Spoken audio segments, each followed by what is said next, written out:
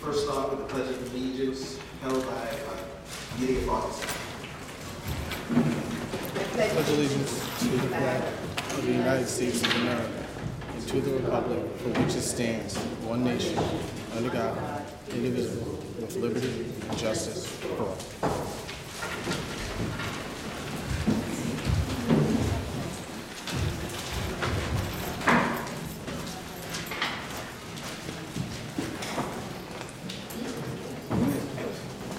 Welcome everyone to April 10th City Council 2019. Before we start, I just want to let everybody know we will start off with our speakers list. Everybody will have 4 minutes to speak. You will hear the buzzer at the 3rd minute, which will give you 1 more minute to wrap up your last comments. Also, we have an exit at the front here and an exit at the back in case of emergencies. So we just wanted to note those things out. Tonight we are going to be a little longer on our speaker list because we seem to have a lot of people. So we're asking you to keep your speeches and comments short, because when you hear the buzzer, you will have 1 minute, and we will stop you at the 4th minute. So please be mindful of that. Our first speaker that we have coming up today is Jack McCardle. Jack McCardle happens to be our insurance agent for the city of Mount Vernon, who will be shedding some light on a few things regarding our insurance policies that need to be placed on record for the city, and to get some clarity for some of the miscomments that have been made. So Jack, please. Could you just say your name and where you're Good evening. My name is Jack McCardle. I am with the firm of Arthur J. Gallagher. We are the insurance broker for the city of Mount Vernon, and have placed a crime policy with the Hanover Insurance Company that covers employee dishonesty. The named insured includes all employees, administrators, and trustees, and that would include the controller's office, the controller. A few years ago, there used to be the insurance industry would name physician bonds, but it became a paper nightmare changing positions, so they have a universal or after they have a granted universal definition of employee, and again, the controller would be covered. Any questions? Yes, you may. So for the sake of clarity, just in case anyone missed it, did you say that the controller is covered? Yes, the controller fits under the definition of employee and is covered. Thank you. Thank you.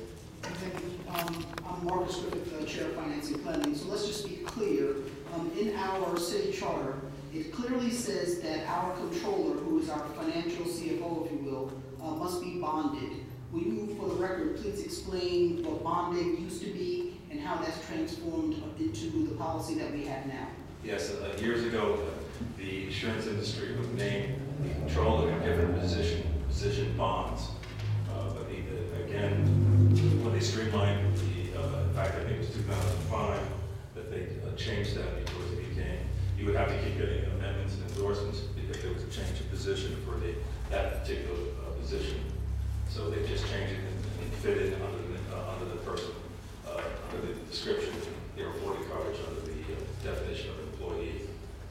There was at one time an exclusion for a bonded person, but that exclusion was amended by an endorsement, and there is again coverage for the controller.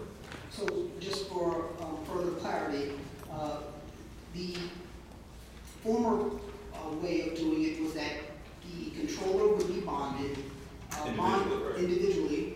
Bonded meaning that that individual will be insured for a specific purpose, in that case for the financial handlings of the city. And you're saying that today there is no specific bonding for that individual. You're saying that there's an umbrella policy, if you will, for all electeds, and that we're all covered. We are all covered. So the process by by which the controller being bonded is no longer needed. So even though the charter specifically says that she must be bonded, that term could be replaced by she must be insured, and you're saying that your agency does insure the controller, which means in a way we are as a city covered. Is that That is correct? absolutely correct. Absolutely. Thank you, sir. Any other questions? Okay, well. Thank you. Good evening. Appreciate your time Thank you. coming and explaining it. Thank you so much. Thank you. Mr. President, if I may. Yes, you may. So I think this puts to bed the bad information that the mayor has been relaying to the public about the controller being bonded. And because she's not bonded, she should be vacated from the position or removed from the position. We as a council have received this piece of information before, and we've relayed to the mayor that we understand where the charter is not followed per se word for word. However, the reality is that the intent of the charter was to make sure that the dealings of the controller are insured and or bonded interchangeably. So the story that the mayor is relaying to the public that she needs to be removed needs to stop. And because the mayor is basically saying to the community that we're not covered for her dealings. Now, I'm not going to go into whether how she operates her office where she was elected to. What needs to stop is that the information that the mayor is relaying to the public is wrong. She is insured just as each one of us as elected officials are insured, just as the mayor is insured, just as the clerk and the commissioners of our city are insured. So we do not want that information to be put out anymore. We don't want the commissioners believing that. It is not right for the community to believe that and then question us as council people and tell us that we're not doing our jobs. The relay of information must be correct. So we are asking, or I'm asking as chair of finance and planning, which oversees the operations of the controller's office, I'm asking the mayor to stop relaying to the public bad information that our controller is not insured. Thank you. Anyone else? Thank you for explaining that, Councilman. Derek Foster. Derek Foster. Stefan Ritter. Stefan Ritter. Grace Stowe. Good evening, my name is Michael Stowe, and I'm here with my wife, Grace. I'm here today to bring your attention. She would have to speak because she's on the record. And Can I just stand up as a woman? if you like, if you want to stand, but you have to state your name for the record so that we have it on record. Yes. State your name and address on the record. My name is Grace Stowe, and the address is 31 Ridgeway Street, Mount Vernon, New York, 10552. Thank you. May I speak? Yes, she has the same with you. Yeah. We're here today to bring your attention to a problem of water drainage on our property at 31 Ridgeway Street. The problem was created about a year ago when our neighbor at 32 Clinton Street blocked a pipe that had been draining our yard via a drainage system common to 3 properties on Ridgeway Street and 4 on Clinton Street for many years. To my knowledge, this drainage system was built decades ago before any of us lived in this area. And the different properties, 7 in all, required the drainage system to keep their yards dry. Without the drainage system, we have a very large puddle of water in the back of the yard. It never dries out, even when there's little rain. Even it's not rain, with the sunshine over 10 days, the washing water in the backyard. In addition to diminishing the usefulness of a large portion of our yard, as well as decreasing the monetary value of resale, we believe that the standing water matrix will create a potential health hazard from the promotion of mosquitoes and perhaps diseases like West Nile virus.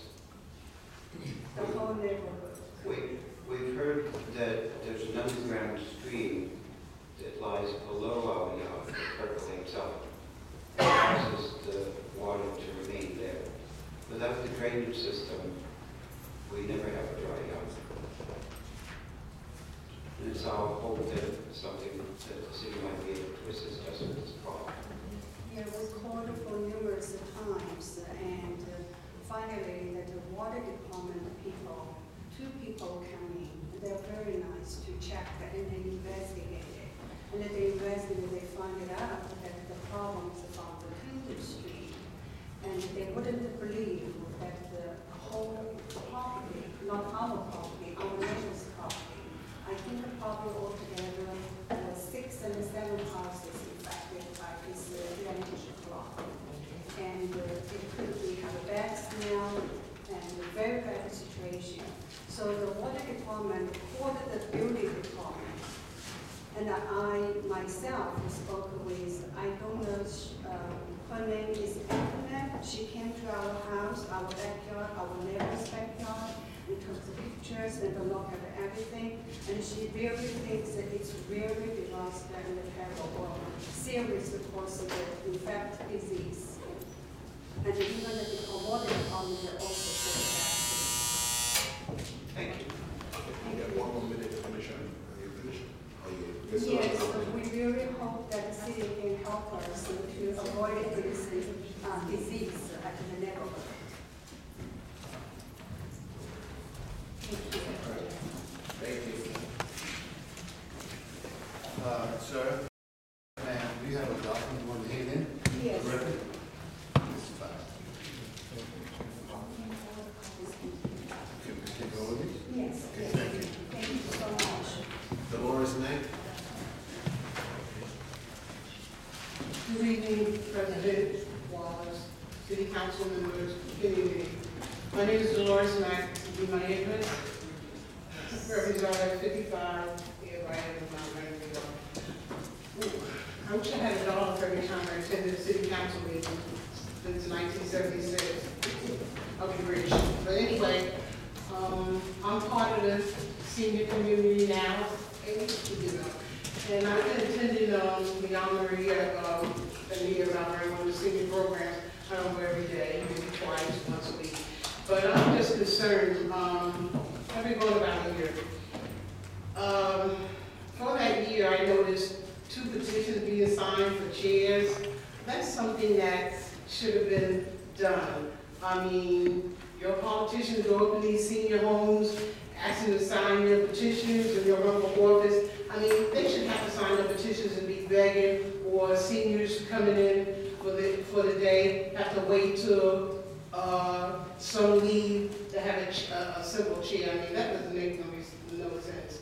I mean, that's quality of life, and I'm quite sure that's why you're ran to make quality of life better for the residents here in the city of Mount Vernon. I mean, that should be looked into soon. I mean, twice, less than a year, you sign petitions to get some chairs and tables. Come on, we can do better than that. Come on, City Council. Number 2, trucks, sent DPW. Okay, I remember about two or 3 years ago, under the leadership of DPW, former Commissioner Jimmy Finch, you had new trucks in the parade. Now you're borrowing or leasing trucks now? Come on, what is going on? The taxpayers' money. Was there any arrest made in the tampering with the trucks that was in the garage? I mean, you had video cameras, come on. I mean, it seemed like it disappeared, that problem. I mean, was there any arrest? I would like to know when y'all have the feedback, you know, at the end of the talking section. Number 3, Section 8. I know several years ago, Section 8 was taken out of the city of Mount Vernon because of misconduct from some employees taking Section 8s or whatever. I strongly feel that there should be some representative from White Plains to come down to service the disabled and the senior citizen. I had a former neighbor, Larissa Towers, who was late for her lunch because she's 87 years old. She had to take the bus to White Plains to go and recertify. When Section 8 left the city, just city officials should have made some way, for especially senior citizens and disabled people, for them to come to them to recertify them. I mean, that's totally wrong. That's another quality of life, something simple. I mean, we got to do better than we're doing. We do. We got to do better. Mount Vernon, we can do better. Again, we have a service. I always said the circus never left the city of Mount Vernon. This is the big pop. We have a ringmaster downstairs. That's no comment on that. But like I said, the circus, that's more important than quality of life for the residents here in the city of Mount Vernon. Thank you. Thank you. Linda Richards.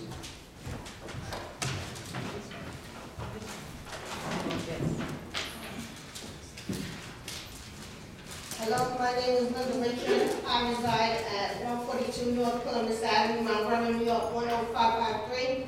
I'm here to talk about the Community Development Block Grant Program. Block.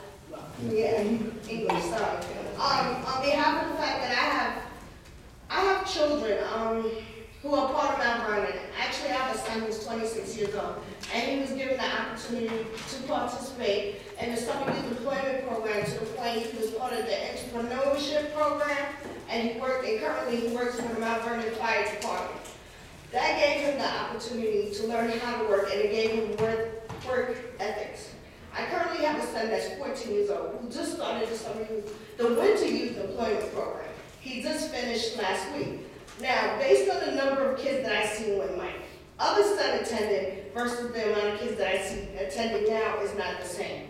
It was brought to my understanding that there is a grant that was supposed to be submitted for the kids to work, and there's something that is not being paid. I don't understand. I feel that if we provide education and support to our children, maybe one day they'll be sitting in your seats. But if we're not giving them the opportunity to work, how to socialize, because if you look down, these kids know the cell phones, they know the tablets, they know the YouTube, but then yet, there's none of those programs that are teaching them how to work and how to socialize. So to me, I feel that it's very important that our kids in Mount Vernon have the opportunity, just like any child in any community, learn how to work. And thank you. So no, it's best. Dean is next.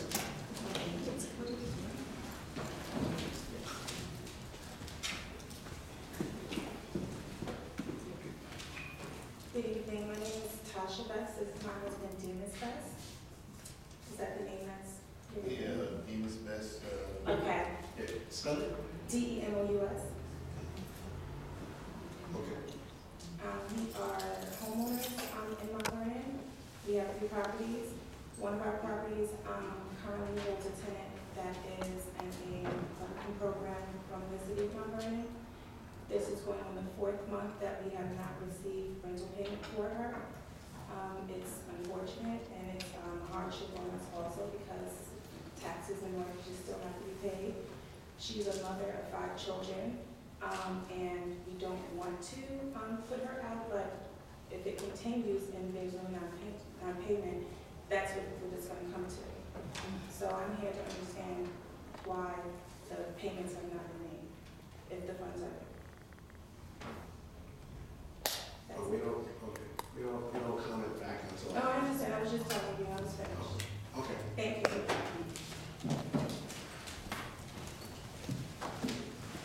Mary Powell.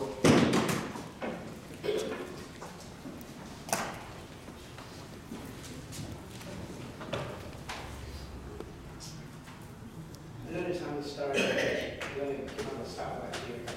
We'll be in time together. I'm Mary Powell. I'm at 142 North Columbus Avenue. in Mount Vernon, of course. The thing that I'm most concerned about is the HUD program and the youth bureau been returning their money, because that's what concerns me right now. I am mom, we are both moms of the same kids. And like she says, my son, he's in the fire department. And I know the city can do better. I don't know how the city can do better because I'm not you. I know that in order to be you, I know you go through a lot of situations and personal situations. But we need to have our youth in a safer place in the afternoon. My youth, which is I have a 14-year-old, is about to go through the same thing. I'm a 26-year-old now. He needs the same services. If we don't have these services, then what's the point of moving to Mount Vernon? There's so much trouble. Who wants to be here? I don't care if someone's fighting against one another. That's a personal issue. People out here are suffering. It's just like a parent argues at home and don't think about the kids. We're the kids. You're supposed to take out time for us. And the funding is supposed to be because we go out there and work hard in order to pay the taxes here.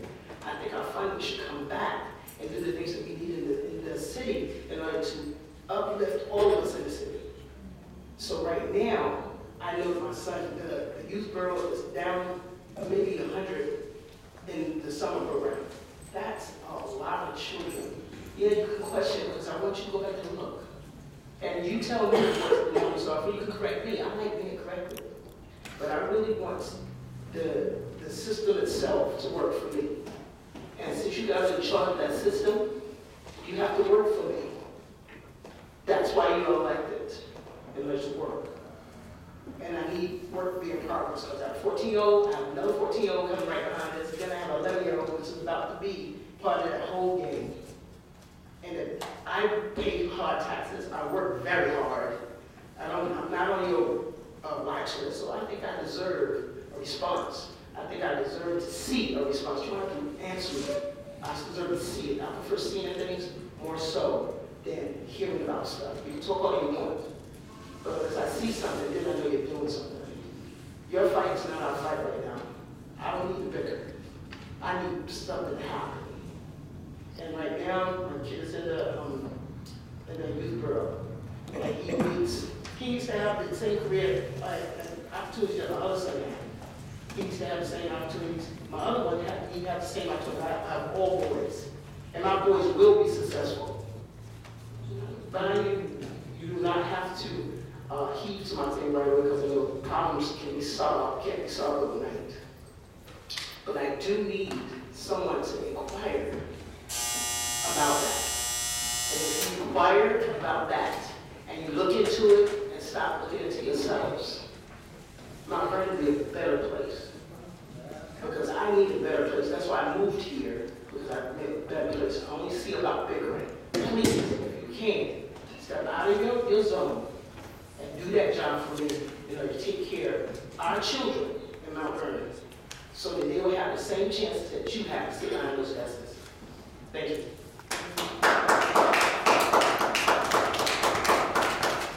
Johanna Edwards. Good evening, Council. My name is Johanna Edwards. I live at 431 Newburgh Avenue. And I think it's an opportune time for me to come before the Council because I sat on that side of the fence for over 10 years. So I come first to apologize to you because you allowed me to come to your work session.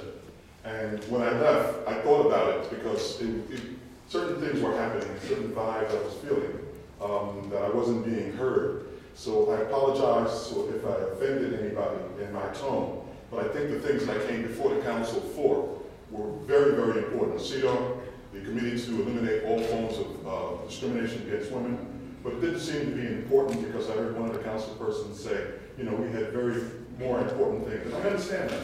I understand that. There are other important things. This is something that we already have a resolution in place, but I'd like to see it as a ordinance someday to make it the law of the city of Mount Vernon. And all I was asking for is some support. I think the support, I think one council member said that basically bring us what you want. And I think because I sat on the side, I had help, especially from the Ketchum, okay, who really packaged it over the United Nations Association. They helped me package it, bring it to us as a council, send it down to the law department, to make sure it was right, and it went. So that's what I was asking you for. I understand, because everything that was said tonight, it's not handled by the council. Okay? Arthur Rose, who inspired me to come here tonight, he was here because there was some monies that are allocated to him through grant monies that he's not getting. And he asked me for my advice to come before the council. And I said, the council doesn't really handle that often. So what you have to do is get advice from the council in writing as far as what you should do going forward. Okay? That's all I'm asking you to do for me. All right? Give me some advice. When I came to you last night, it was like, I can't, I'm not going to give you advice. You do what is necessary to do. But I think all citizens that come before you, put it in writing. I know for a fact you don't handle those things and you have to pass it over to the mayor, because I sat on this side. And the worst time of the time being on the council was people coming and beating us up every 2 weeks. Why? Because they have an audience. They're talking to you because you represent us as a people, all right? And all you have to do, because you have different committees, and your committees have you assigned to different positions, all you have to do is go back and research. The 465 5th Street, okay, egregious. Since 2016, okay, I was fighting that. And that's in the Heights. 465 East 5th Street, that's the Heights, not far from Memorial Field. Okay, cars parked all over the place, doing body work. Okay, again, not you, because like I said to you, it's also the controller. And luckily, the mayor came in. And what you do? Give it to him. He's the one that does it. It was perfect timing, and it was a blessing at that time that he got it. I spoke to Ms. Zolikoff, who lives on that block, okay, and Ms. Zolikoff said that someone was in that yard taking pictures. So that means something is happening, okay? And that's all I was bringing to your attention. I also mentioned the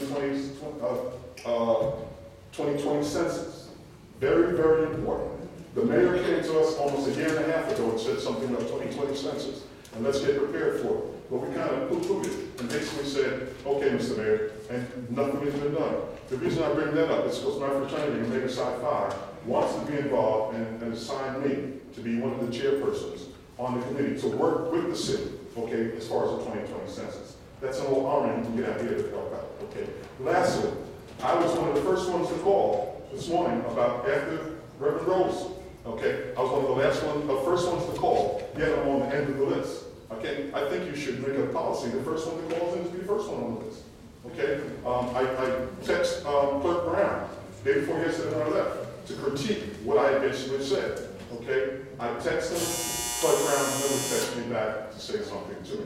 And I don't appreciate that, but I can understand if you were too busy, that's okay. Texts are faster to get across the people. Thank you for your time, and continue doing your work, doing what you do, because I know it's not easy, but I'm trying to come back as a council person to help you out. Thank you.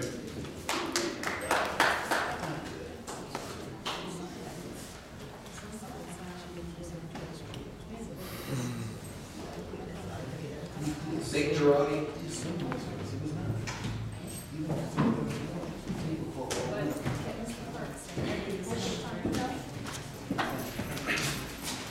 Good evening, ladies and gentlemen. My name is Nick Girardi. I reside at 177 Saxon Woods Road in Scarsdale, but I do own a business and property in Mount Vernon. In 2013, I acquired 20 North McQuestion Parkway, where I run two of my businesses there, and renovated the facade, put a lot of money into the building, love it there. I grew up in Mount Vernon, went to Mount Vernon schools, and when we decided to relocate our business, we brought our business from Chelmsford and our business from the Bronx to Mount Vernon. And back then, I approached the mayor at the time, I think it was Tom Davis, right? About the properties across the street from us, which are 7-Eleven, 25, and 29, which are in poor disrepair. And he had mentioned that they were being developed, the city owned them, and there were a few developers that were going to be developed. It's now 7 years later, and they're in poor, to say the least, condition. I've tried to find out what's going on to no avail. All I can find out is that the developers that were going to develop it aren't doing anything. Whether they've gotten opposition from the mayor or from residents, or just from other members.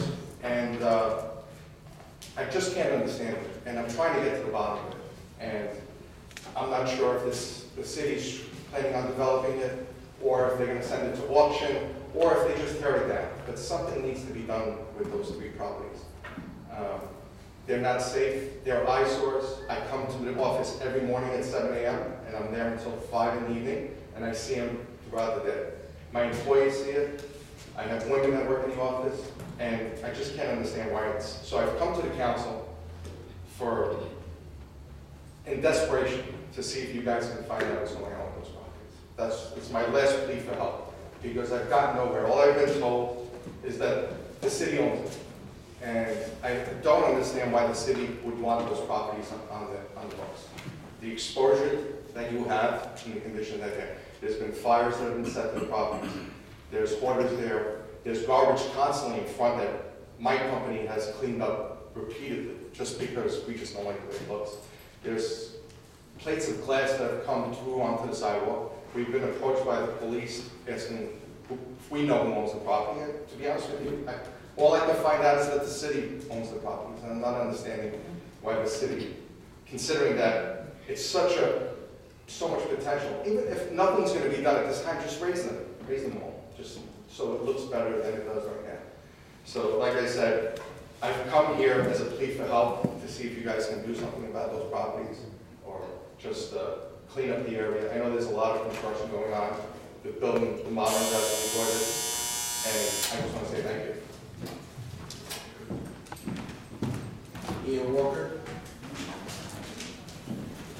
Hi, good evening. My name is Ian Walker, 27 Ridgeway Street. I'm also going to talk about the unsafe lighting conditions on Ridgeway Street.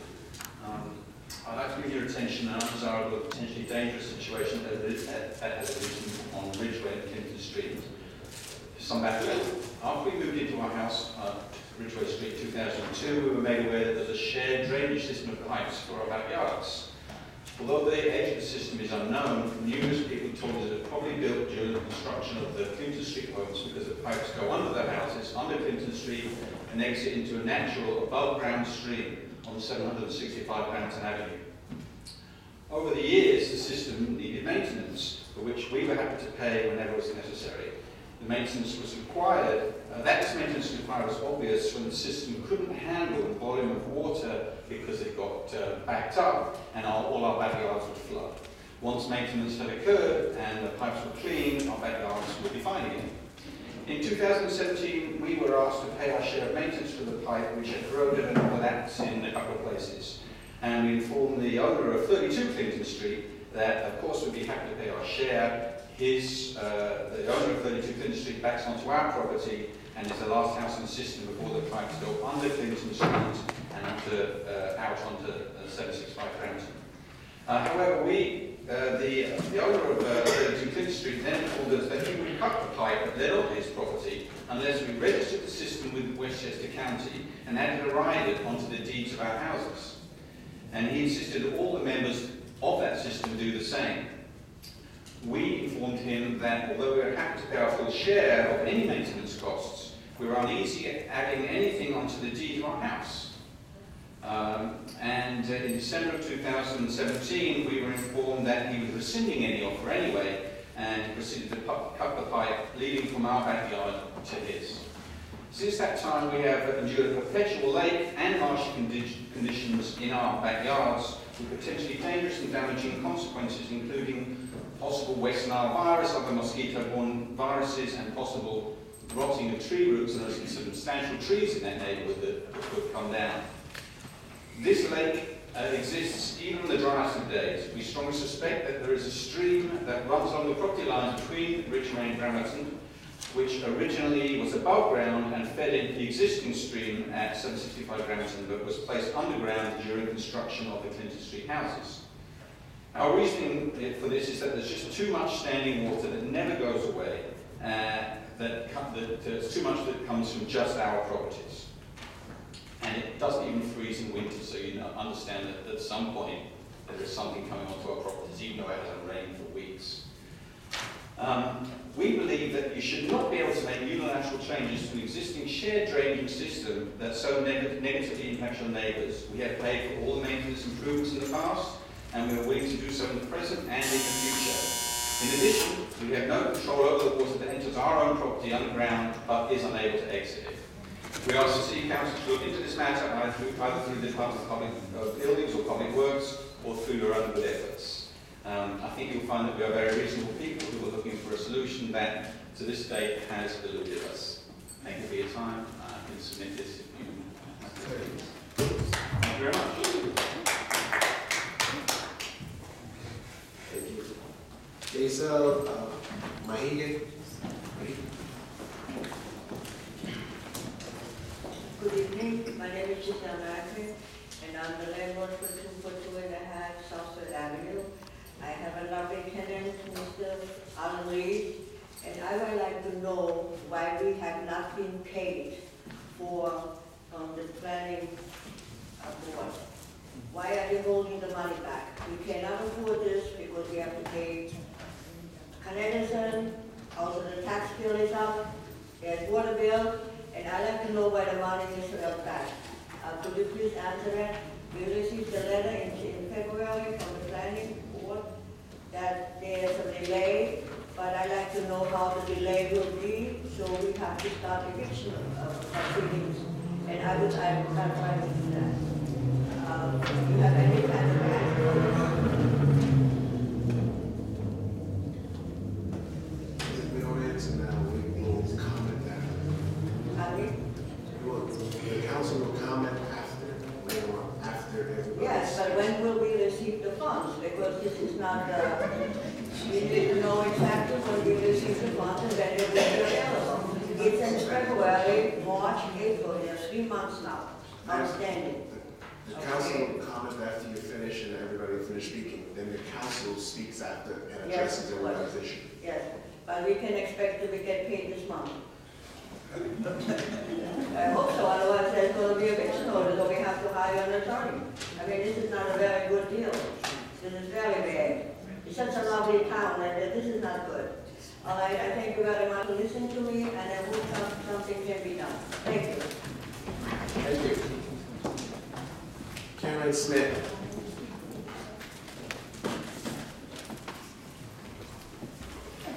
Good evening, my name is Karen Smith. I reside at 52 South 2nd Avenue, in Vernon, New York, 10550. I am tonight speaking as a recipient of the financial grant to the planning department. I am in that program because I have survived a heart attack, 2 massive stroke, 3 minor stroke, countless shots, so I'm not able to work. Where I'm living now, I've been there about 5 years, and I have a 10-year-old daughter. Now, for me, beyond the stress of waking up every day and not knowing what it will bring medically, it is really hard for me to now have to be worried about if I'm going to be evicted because my landlord is now asking, okay, we're going on 4 months, where is my money? And granted, he's not the best landlord, but at the same time, I still need a place to live and I'm not able to work. So this is this is how I get my rent paid. And for me, since I've been in this program, I believe I've been in this program over 6 years. I've sat on the board, I've been to all the meetings in White Plains, here in the City Hall, and I've met some other recipients, and I have seen the impact, and I'm just asking, why is it that the money can't be released? It is, at the end of the day, when we elect an official, we elect them to work for us. And right now, it's not about who likes who and who is this. We don't care. We're just trying to live. And for me personally, it is trying to survive every day. And now I have the additional stress of now having to worry if I'm going to be evicted from my place of residence because the money will not be released. And it may seem like nothing to you, but to me, a mother who is living like this with a 10-year-old child, it is everything. And so I'm here tonight as a plea to the comptroller to release the funds to pay the rent for these programs. It is unfair. It is godly unfair for us as citizens of this beautiful, wonderful city of Mount Vernon to have to suffer like this. It is unfair. And I, as a resident of this city, and I love Mount Vernon. I love Mount Vernon. You can speak no wrong to me about Mount Vernon. And I have a 10-year-old that is also giving back. And even though I don't have, my 10-year-old loves this city so much that we recently did a free pancake and pajamas for the kids of Mount Vernon because that's what she wanted to do. And guess what? I made it happen. And I am just asking for the elected officials to give back to us as much as we are putting into this community. And then if you can't do that, then you shouldn't be doing the job. And so for me, I'm speaking from my heart tonight, and my voice is a little cracky because I'm really emotional. And I'm just asking for the funds to be released so that we don't, when you're chronically ill, you don't have the added stress of having to worry about a roof over your head. Thank you.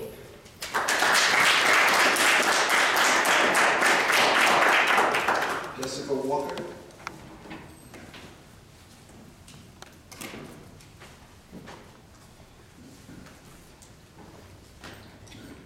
Good evening, everyone. My name is Jessica Walker. I live at 284 South North Avenue. I've been a resident of Mount Vernon for the past 17 years. I was the PTA president of my daughter's school for 3 years, and I'm a parent of one of the recipients of the Merit Scholarship. I'm coming before you because my daughter, she busted her butt to get this Merit Scholarship, and it was one of her proudest days. She maintained straight A's. She had 2 part-time jobs. She did tutoring to her peers and to younger children. She had sports. She had about 7 different after-school programs that she was in. And all through that, she got accepted to Binghamton University that it was very hard for her to get into. And she was one of the recipients of the Merit Scholarship. This is one of the programs that the funding has not been released. And she just doesn't understand. The day that she received it, it was like, she told me she felt like her own city was there for her. That everything that she did was being acknowledged. And now she just doesn't understand why. You know, she received the first $1,000 last semester, but this semester she has not. And even though it's only $1,000, my husband and I, we're paying. She took very minimal loans. I work 2 jobs, he works overtime, so we can pay her tuition. We don't want for her to start her career with student loans. So we're paying all of her college tuition out of pocket. So this $1,000 that was promised to her that she has not received, it makes a big difference. I mean, I'm sorry, I'm starting to get emotional because, you know, the semester's almost over, and if she doesn't get this $1,000, then it's going to roll over into the next recipients, the next set of recipients. So my question, what I would like to know is when is first the funds going to be released? But secondly, if it's not released by the end of the semester, will we ever get it? Because if they don't, that takes away from the integrity of this scholarship. All of the previous recipients have received the $2,000, and if they're only going to be receiving $1,000 out of the $2,000, then what does that say for all of the other students that's going to be getting it? Maybe you get it, maybe you won't. It depends on if people are getting along, because that's what it comes down to. Everyone is, you know, going against each other. But like we all said, you know, stories after stories of all the people in the community that are being impacted. And it's just not fair and it's not right. Thank you for your time. And please just do what you have to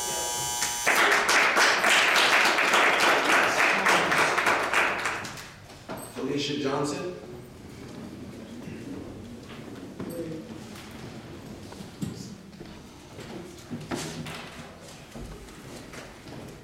Hello, Felicia Johnson, 70 East 4th Street, apartment 3A, Marlboro, New York. I just come before you today just to talk about just the grants and how it affects not just everyone in this room. I've been hearing so many stories.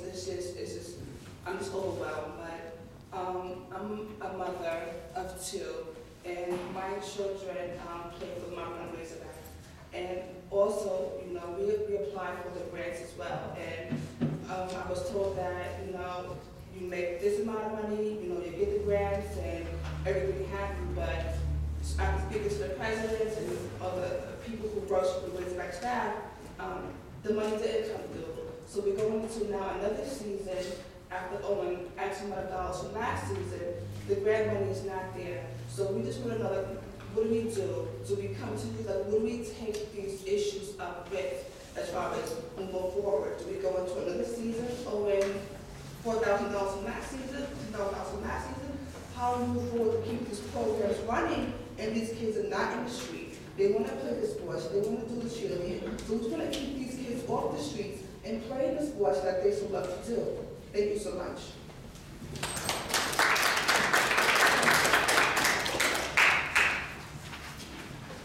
Gina Brimson.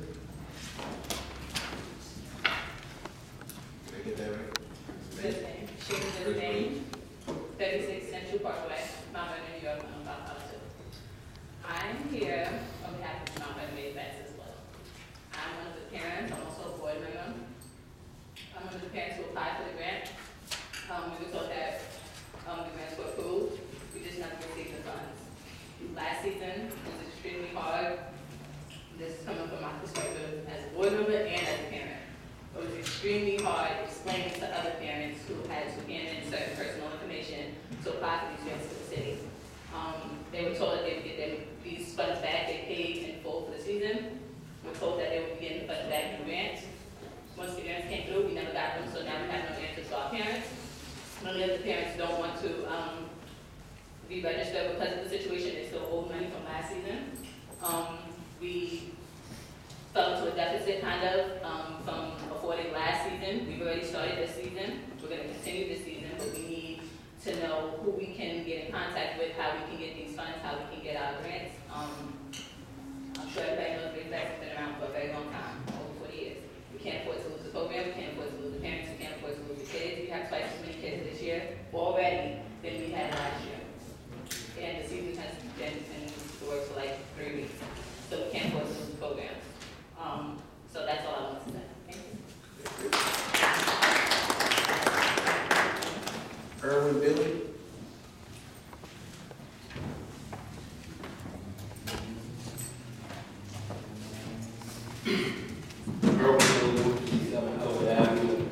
Good evening, Councilman Wallace.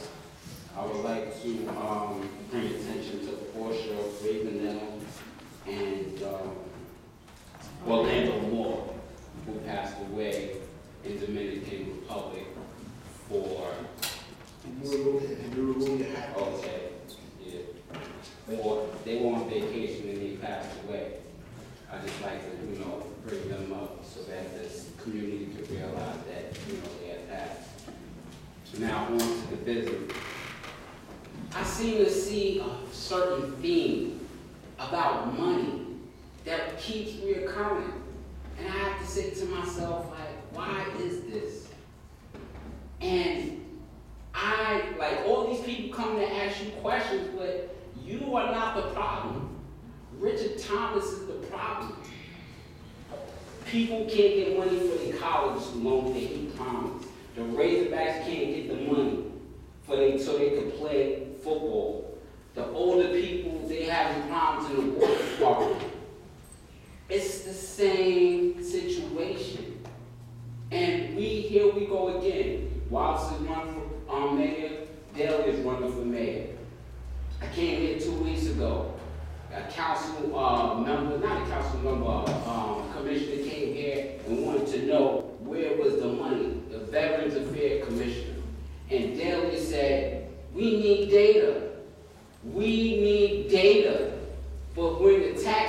come and ask you people for the data, there ain't no information. Where's the information? And I've heard Mr. Griffith say, oh, we work for you. We work for you. But when we ask you for the data, you don't have any data. So I'm going to ask you again. Y'all spent a lot of money taking the mayor to court. I know you don't have any information about him and the comptroller, but do you have any information on how much money you've been spending? Any the lawyers' billable hours that you've been fighting and stuff like that?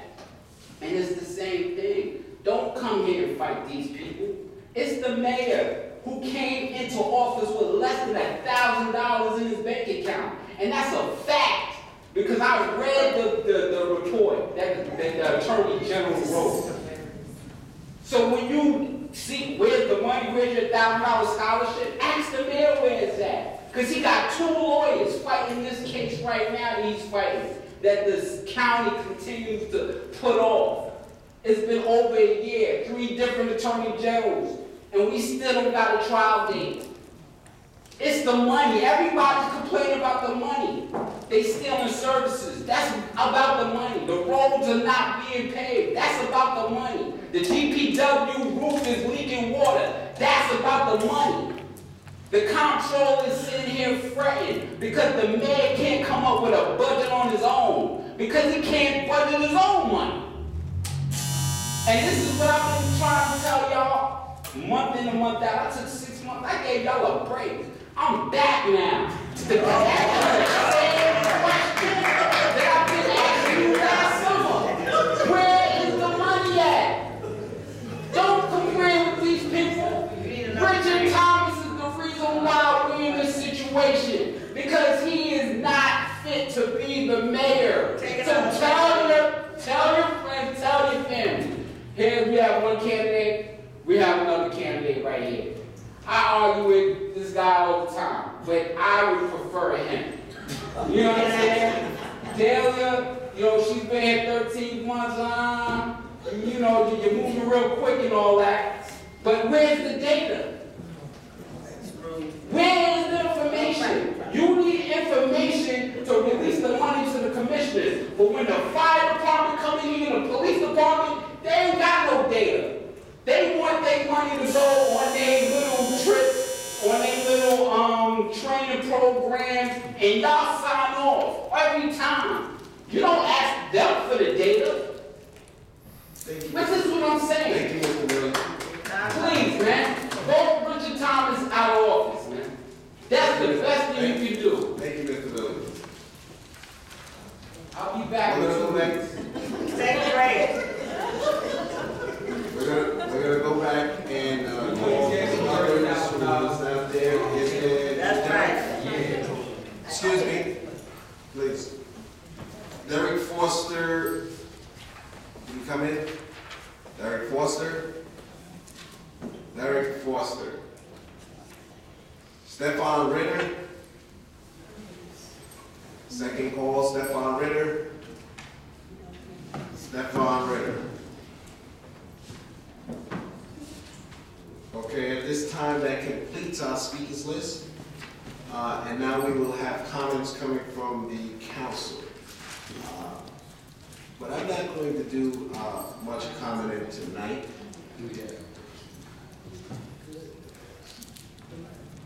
Yes, I'm going to just address that, just the one thing regarding the comptroller with the funds. And I see the planning commission is here as well. We've been speaking about this for quite some time, including with the recreation commissioner. I have spoken to the controller several times about these issues. We've been going back and forth for quite some time. I believe that my last correspondence as far as last night, update with the commissioner, and speaking to the controller today again to verify, she said she has transferred the funds. And that has been done so that the money can be released. Now, this is what the controller had stated, okay? I have a letter that she sent us regarding some of the funds. We will continue to keep looking into this, but once again, I just want to clarify that the Councilman Griffin will be looking at that and reading it as finance and planning. So we will continue to look at this issue and try to work it out. However, the council does not have the power to release the funds. The council is not controlling the funds. And we find that this is a serious issue, and it's not something that we take lightly, and I have been speaking about it as long as I can remember. Many of the council members have been speaking to the controller as well.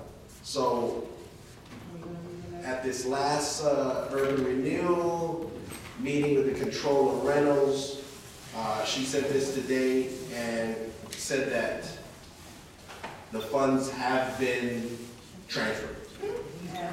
It's not much to read. Wait. It's just numbers. And I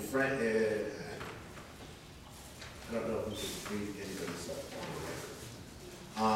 But the funds have been released, and I guess we'll speak on it after. She didn't give a full, the controller didn't give a full letter, she just gave a breakdown sheet. So, Clerk Brown, can you read this into the record? Sir.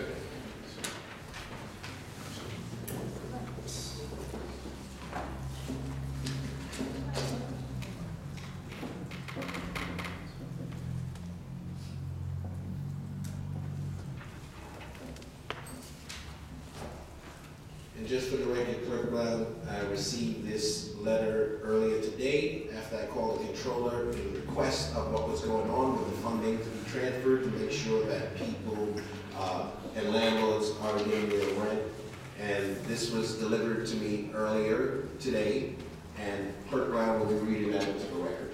Yeah, council, members of the council, controller brought this document by the clerk's office at about 5:30 today. She also indicated to inform the council that she had not gotten various requests in a timely manner. But anyway, this is what this says. Agenda items, submission of vouchers, CDBG vouchers.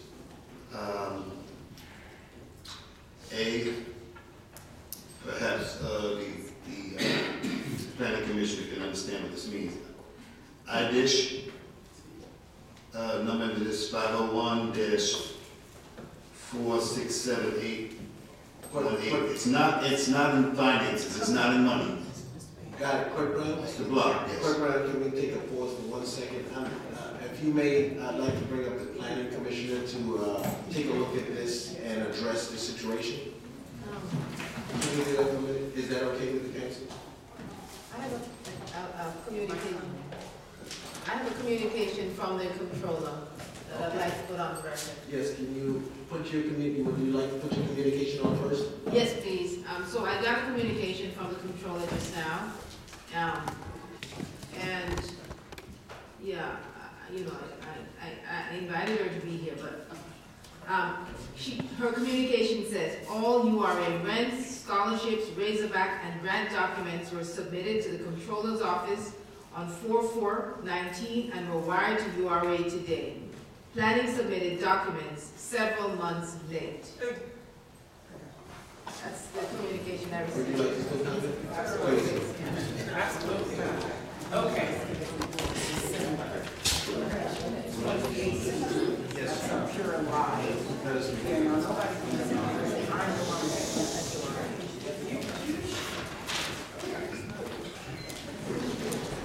Okay, good evening. Council members, thank you for allowing me to speak. My name is Chantel Carter. I'm the Commissioner of the Planning Department, and this is my Deputy Commissioner, Sylvia Bolivar.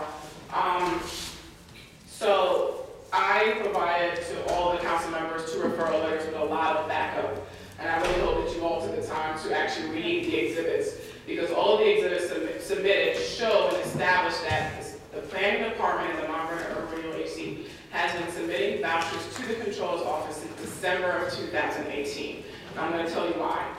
In 2018, at the end of the year, we were faced with a potential HUD shutdown. Hopefully you guys recall that. So we made sure that we submitted all of the vouchers that we would not have this issue here in April. Okay, so that was one of the first things that we made sure we did. We submitted it timely. In February of 2019, we were advised by HUD that the controller returned the funds back to HUD. Okay, I provided each council member with a list of all the documents showing that it was rejected, and I also have an email from the controller to HUD stating that she returned the funds. Okay, so for the controller to say that she is just now receiving the vouchers is absolutely incorrect.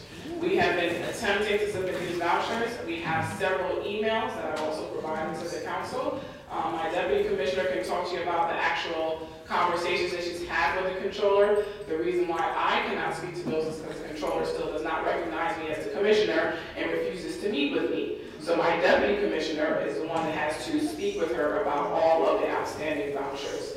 Now, regarding the fact that the vouchers were submitted on April 4th, the controller instituted a recent policy, you can let me know if I'm correct, where she does not accept the vouchers until she asks you to bring them down. So that means we are on the controller's timeline. We cannot submit them and get them paid. It depends on when she wants to meet with us and when she requests the vouchers. So on April 4th, that is correct. I believe you did have a meeting with Commissioner Morton. We had a meeting on April 4th with Commissioner Morton. That was when the controller decided to accept those vouchers at that time. So we've been submitting them since December of 2018. Thank you. So I'd like to say a few words since I'm the one who's been handling this. Just say your name for the record. Sylvia Bowler, Deputy Commissioner of Planning. The URA as an agency for many, many years under prior mayoral administrations has not been in compliance with the rules and regulations of HUD programs. So in the past year and a half since I've been here, I've turned around those programs. Every single dollar is accounted for, and they are now going to serve the neediest of the needy in the city. They're going to address hunger in the city. They're going to address employment and training for youth. They're going to address scholarships for the students. So we are looking to increase investments for the youth, for the homeless, for the most vulnerable in our city. And in December, the week of December 21st, I drew down $892,000 because it was at a time when President Trump had declared he was going to have a federal government shutdown. I wanted to make sure that we were able to disperse the funds to all of the community organizations and to Mount Vernon residents who would be impacted under a federal government shutdown. I had worked very hard to try to meet with the controller to make sure she would release those funds, and had several, I have documents of about 50, 60 pages of emails, which I can make available to the public and to the city council if requested, where it shows that we have been requesting meetings and for those funds to be released. So I have the documentation. In addition, we have received a letter from HUD saying you are not spending your monies in a timely manner, and you have too much money and you're spending it too slowly. So if you don't release those funds and spend them by November 2nd of this year, of 2019, the city will lose $2 million that can go to serve the neediest of the needy in the city. We're using those monies from prior years for playgrounds, for 11 playgrounds in the city, primarily in the southern part of the city, for traffic lights, and for the sewers, to address the sewers and to be in compliance with the Clean Water Act.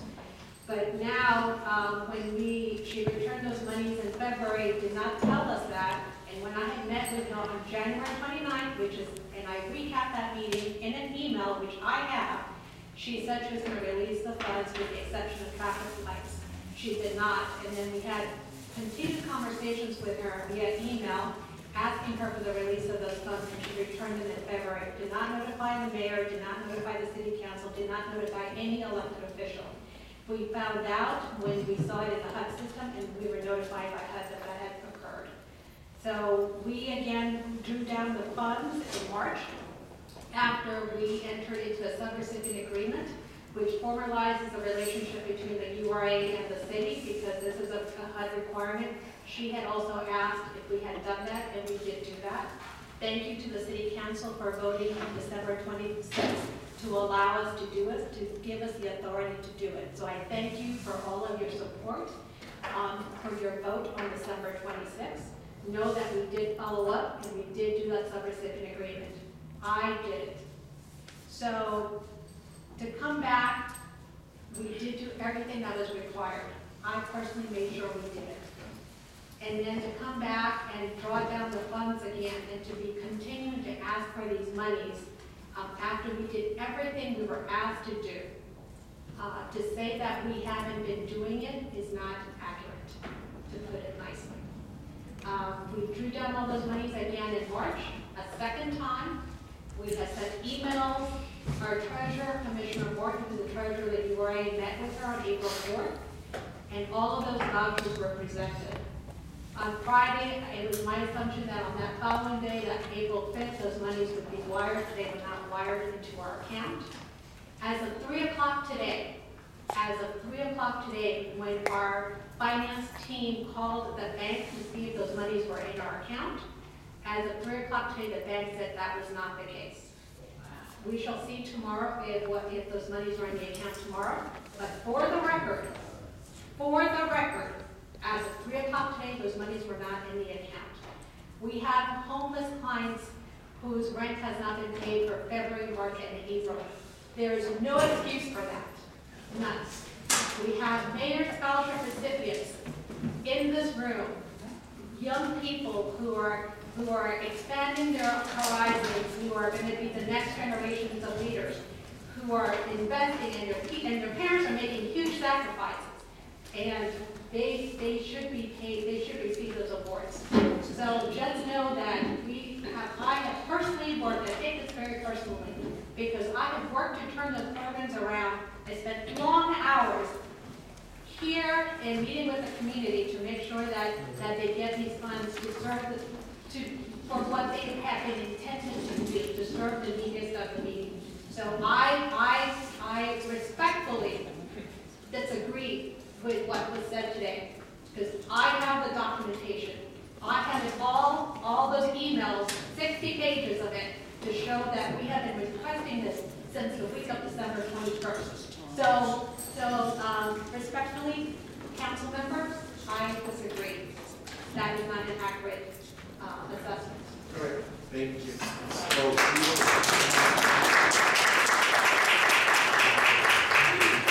Can I just say one more thing? Sorry, I just want to also put on the record that I did submit 2 referral letters to the council. I understand that the council's position is that they do not control the monies, but the council can legislate to direct the controller to abide by HUD rules and regulations, which call for the transfer within 3 business days of those funds. So I have put that forward today, and I'm asking for the council to vote to make sure that the controller transfers the funds within 3 business days, not 6 months, not 7 months, 3 business days per HUD rules and regulations. And I'm also asking for the council to make this relation much clearer so we don't have to deal with this back and forth that the Mount Vernon Urban Renewal Agency, as you all agreed to on December 26th, is the administrator of the federal grant funds. So I'm asking that you will restate that so the controller is clear that the Mount Vernon Urban Renewal Agency shall administer the federal grant program. Thank you.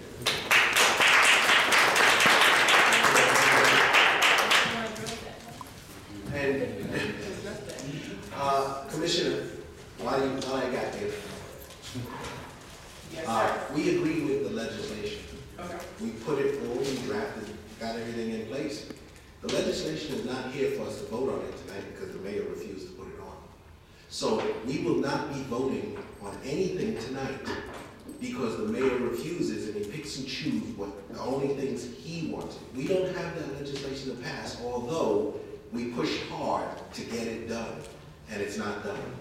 It's not handed over. Okay. So we will have a special when the mayor gives us the legislation, and now we have to come back in on another day to have this done. So I just wanted to put that on the record and let you know. And you know, we spoke about stuff because I was at that last URA meeting. We talked about all these different things. And we spoke about, you know, I heard you on those things and we spoke and I spoke to Commissioner Morton as well, right? So the controller situation, we did all we can do as a council to make that happen, and even had the legislation drafted or put in for it to be drafted, and it's not done. So, May I respond? May I, please? So, respectfully, it is my understanding that the council members decide what's on their agenda, correct? So, and I know that I personally sat down with Brenda Gears and saw that she prepared the legislation and saw them in her hands as she was walking over to the city clerk's office. So I visibly saw it, and I was with my deputy commissioner who also saw that the legislation was prepared and brought to the clerk's office. So as to why it's not on the agenda, I know the mayor did not remove it because I have spoken to him, and it's very important to him as well that this get addressed tonight. So I would like to ask during the break that we can go ahead and find the legislation that was drafted, that was brought to the city clerk's office today so that we can take a vote tonight. thank you. All right, and the clerk will respond to that now. Well, first We of all, won't have a back and forth after this. The clerk will respond to that comment. Thank you, and that would be. thank you. First of all, most of the time when agendas are completed, it's about 5 to 10 minutes before 7. They bring them into the office, and there are a lot of times I don't want to put people who's trying to do better for the city at risk, because there is a lot of retaliation on folks that try to do the right things. There's a lot of retaliation, and I don't even want to call her name because she has done such a great service to this city, working in the law department. She is a jewel, but she has to do what she's told to do. So she's not told to do something, yet the person that you call, you have no idea the sacrifice that young lady makes to make things work for the entire city. You might see one thing, it might be on the agenda before I get to my office, from her office, but if she's told to give me a particular document, that's what she has to give me. And I always tell her to do what her bosses tell her to do. So that's the bottom line. So you really shouldn't put people out there and get them retaliated upon, because you know that's it.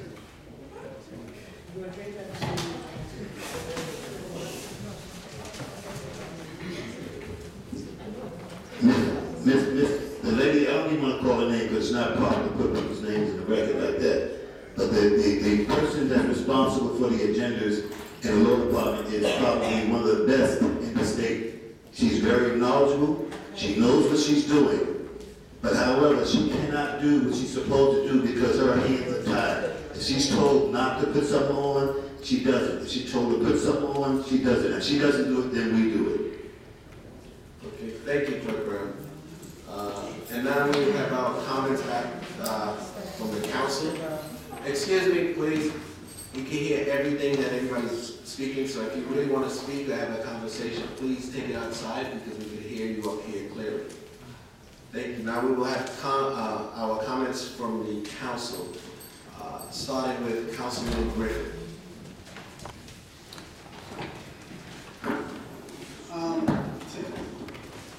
So as my computer comes back up, I'm a little confused as to what's going on here tonight, because I'm not sure about the legislation. Hold on one second. I'm not sure why the legislation isn't here tonight. I'm really not clear on what's going on, honestly.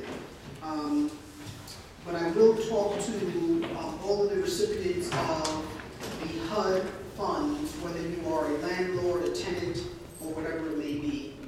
I understand completely how serious it is for not only tenants to get their rent paid, but as a landlord, I understand how critical it is for landlords to receive the rent of people that are in need, that need those programs administered.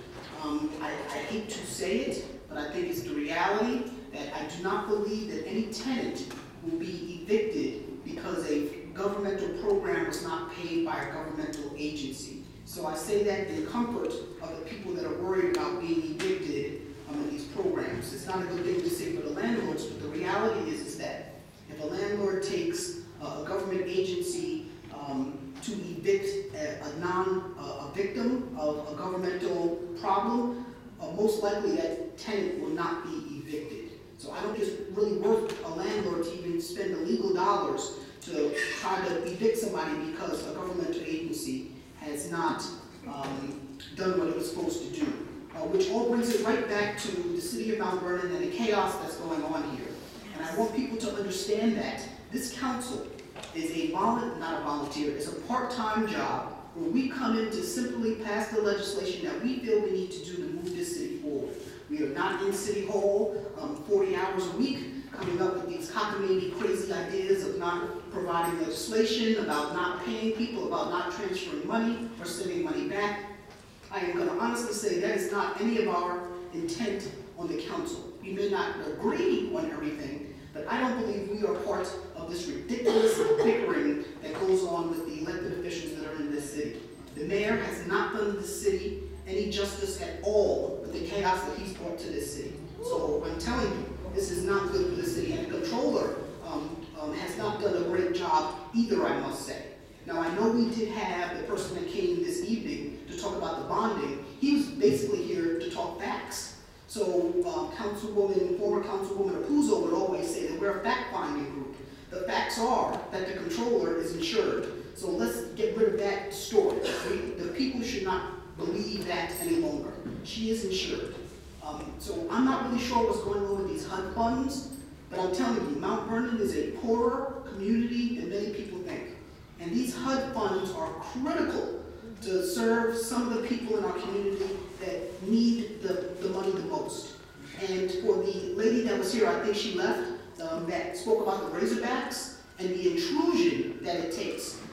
Thank you. The intrusion that it is to submit your financial documents to prove how poor you are is something that nobody wants to do. But in order to get those HUD funds, it must be done. And this city did not follow those rules in the past. This city would submit things and just get the assumption that we were poor. That can no longer be done. So I can say that our planning department and the staff that we have has gone through the process to make sure that people do what they have to do. So for the money to not come after people submit documents to prove how poor they are, how embarrassing is that? For people to have to admit that they have an illness to go to an organization to get funding, that is not easy to do. So for all the landlords here, I feel for you as well. Because I know I have people in my building that are under Section 8 or other programs, social service programs, and I know that if somehow the program doesn't do the funding, I'm out of that money, and I have to recoup that money. But in my heart, I know that there are people that need a place to live. So I've been working very hard with this planning department and our urban renewal agency, even though this mayor has sent this same urban renewal agency on me, accusing me of stealing documents from the city, right? But still, I know that the right thing to do is to serve the poorest and neediest in our community. So I'm still voting for it. I should abstain from this vote because this agency that I'm fighting for is technically suing me in federal court, all because this mayor wants to perpetrate. No, you cannot. This is not the time. You can ask me during the break. Right? So I want people. I'm just saying as a landlord. Yeah, but I'm saying to you, sir, that this is not the time for you to speak. There's no back and forth, please. Right? So I'm not being rude. I'm trying to let you know.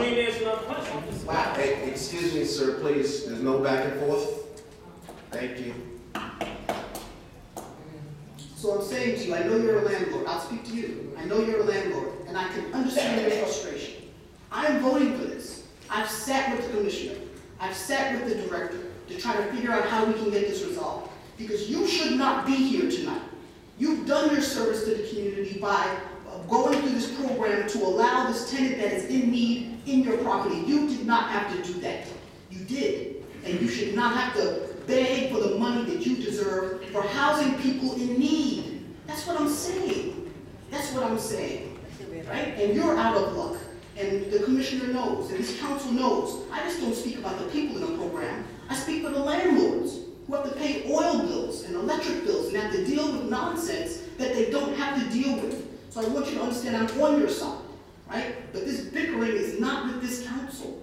This bickering is with this controller who does crazy things, and we have to write legislation to say when the money comes in, send it off to URA within 3 days. We have to put that in the legislation so that it's not questionable of what's done. That's what we're trying to do. And even though we did that, we don't have the legislation to vote on tonight. This is the silliness that's going on. And it has to stop. I think Erwin Billy is correct. It starts at the top. It starts at the top. We're not here on a day-to-day basis. So the mayor is the top, and the games that he's playing are corrupting all of us. It looks bad for all of us. It must stop. I want to get off of the urban renewal agency because during the break, we're going to try to resolve what's going on with the shenanigans that have happened within the last few hours. I'd like to talk about the folks over on Ridgeway. So thank you all for coming out.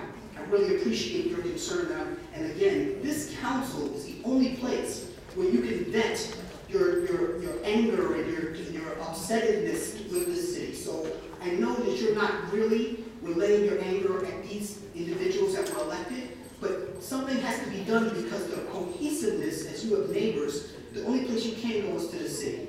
I'm really interested. I know people that live on your blocks, right? So I'm interested in what's going on here.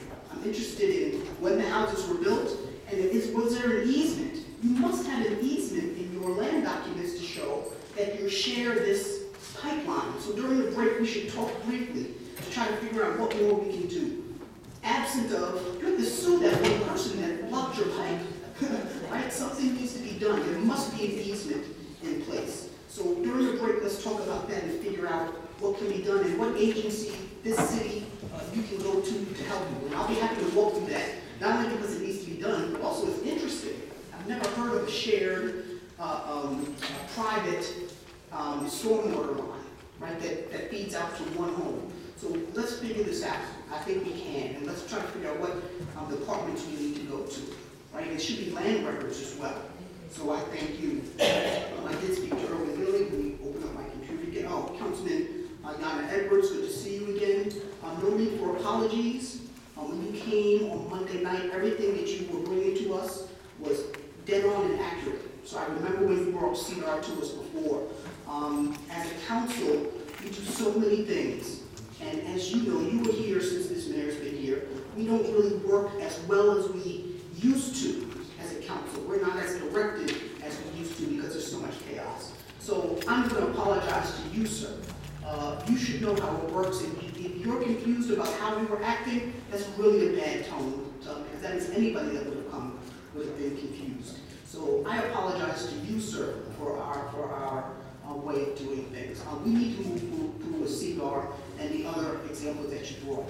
So I appreciate you. Mrs. Mack, thank you very much. We know that you bring all the critical concerns to us, so we're going to act on getting my computer open so that I can just touch on everybody. Drainage, block grant program, let me just see, excuse me. Oh, Mr. Girardi, are you still here, sir? Did he leave? Okay, so you came for answers yet? Left, I get it. Yes, I'm sorry. Oh, there you are, sir. Thank you. I'm going to speak to you in just a minute. Okay. So Mr. Girardi, good to see you. Thank you for having a business in Mount Vernon. The property that you're referring to, which is across the street from your business, was in negotiations for an extended period of time. We had for years a LATA, which is a land acquisition with the city of Mount Vernon. We also had an MOU with the person that was buying that property. As you know, we redeveloped, we rezoned all of Mount Vernon West in a triangle area. There were 3 entities that paid into that rezoning. Even though the city did it, there were 3 entities that paid into it. One of those entities, there were one of the ones that purchased those 3 properties pretty much surrounding the WDF parking lot. In the last 2 council meetings, this council approved the sale to that entity. So I don't know whether as far as the Board of Estimate is concerned, as far as the sale of the property, I can't remember. But that should be moving forward. So yes, that has been kind of sold by the city as a former foreclosed property. So I hope that gives you some answers during the break. If you have any more, if you need any more clarity, I'll be happy to talk to you about that as well. So and also the planning commissioner is here as well. So she may be somebody that you can talk to get a gist of what's going on with that. as well. I've spoken enough. Thank you all for coming out. We will take a break. If you have any questions for me, I'll be happy to answer them during the break. God bless you all. God bless the city of Mount Vernon. All right. Thank you, Councilman Griffith. I do want to stand correct on one thing that the commissioner said. You are correct. That piece of legislation alone has been delivered. The others haven't. And you said it's other legislation that the council has put together to be on this, and you were correct. The council is the ones that put legislation on the board, not the mayor. And with that being said, all the legislation that we requested to be on is not on. Only the stuff that he wants on is on. So he's trying to control our agenda. So that's the problem that we have. Councilwoman Copeland. Thank you very much. Thank you, Mr. President.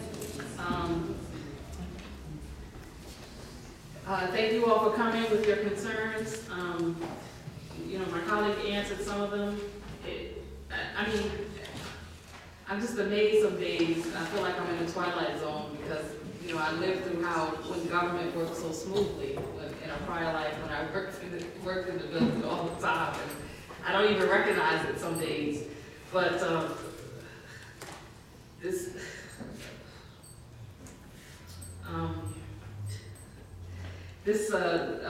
like Councilman Griffith said, the CDBG funds, and I know for a fact the commissioner, even from last year, we've been working, I think trying to get, I think it was 2017 funds, if I'm not mistaken, allocated. So we are as frustrated as you are, and we may not, and you hear it sometimes, but we know you come here because once you come here as a last resort because you're not getting any answers anywhere else, and it's frustrating for us too. So, Mr. Billy, I think we're probably at a few $100,000 in lawsuits as a round figure off the top of my head. I was calculating in my head. I don't have it in front of me, but it's a few $100,000 in lawsuits. From our perspective, from just the council, I think it may be more, but a quick add through the things, the bills that we've seen. This is not really how governments work. It's supposed to work. We're not supposed to sue each other to do what we're supposed to do. And it's unfortunate that to get folks to act, you have to sue. I mean, and I argue about it, and I feel like it should be the last resort. But that's what it's come to. Think about it. That's what it's come to. And it's us as taxpayers. We're all here, taxpayers, all of us in here, and all of us have to be better and have to compromise something. And, well, other than me, you know, nobody's right 100%. No, none of us are right 100% of the time. Not the legislative body, which we try to stay in our lane. We know that we're the legislative body, but so often we're more than that. We're like working in the administrative branch. Then we have to jump into advocacy. Then we have to fight on behalf of commissioners who are right. And we do that the commissioner's not appointed by us, but still, right is right. And behind the scenes, we don't always talk about it. We go back for a lot of them that you never see about. And we don't want people to be targeted because we're trying to help them. Think about that. So you have to do a lot of things behind the scenes. But anyway, as far as all of your concerns, these funds need to get to the resident. We cannot afford to lose them. So we're going to do whatever we have to do to make sure that we don't lose them. So thank you all for coming out to share those concerns. With regard to one thing I will add, as a former clerk, you know, sometimes Councilman Edwards, you don't have to apologize. We understand. It wasn't anything, you don't have to apologize. We know how those things go. But there is so much going on here tonight, as you know from the, Monday night.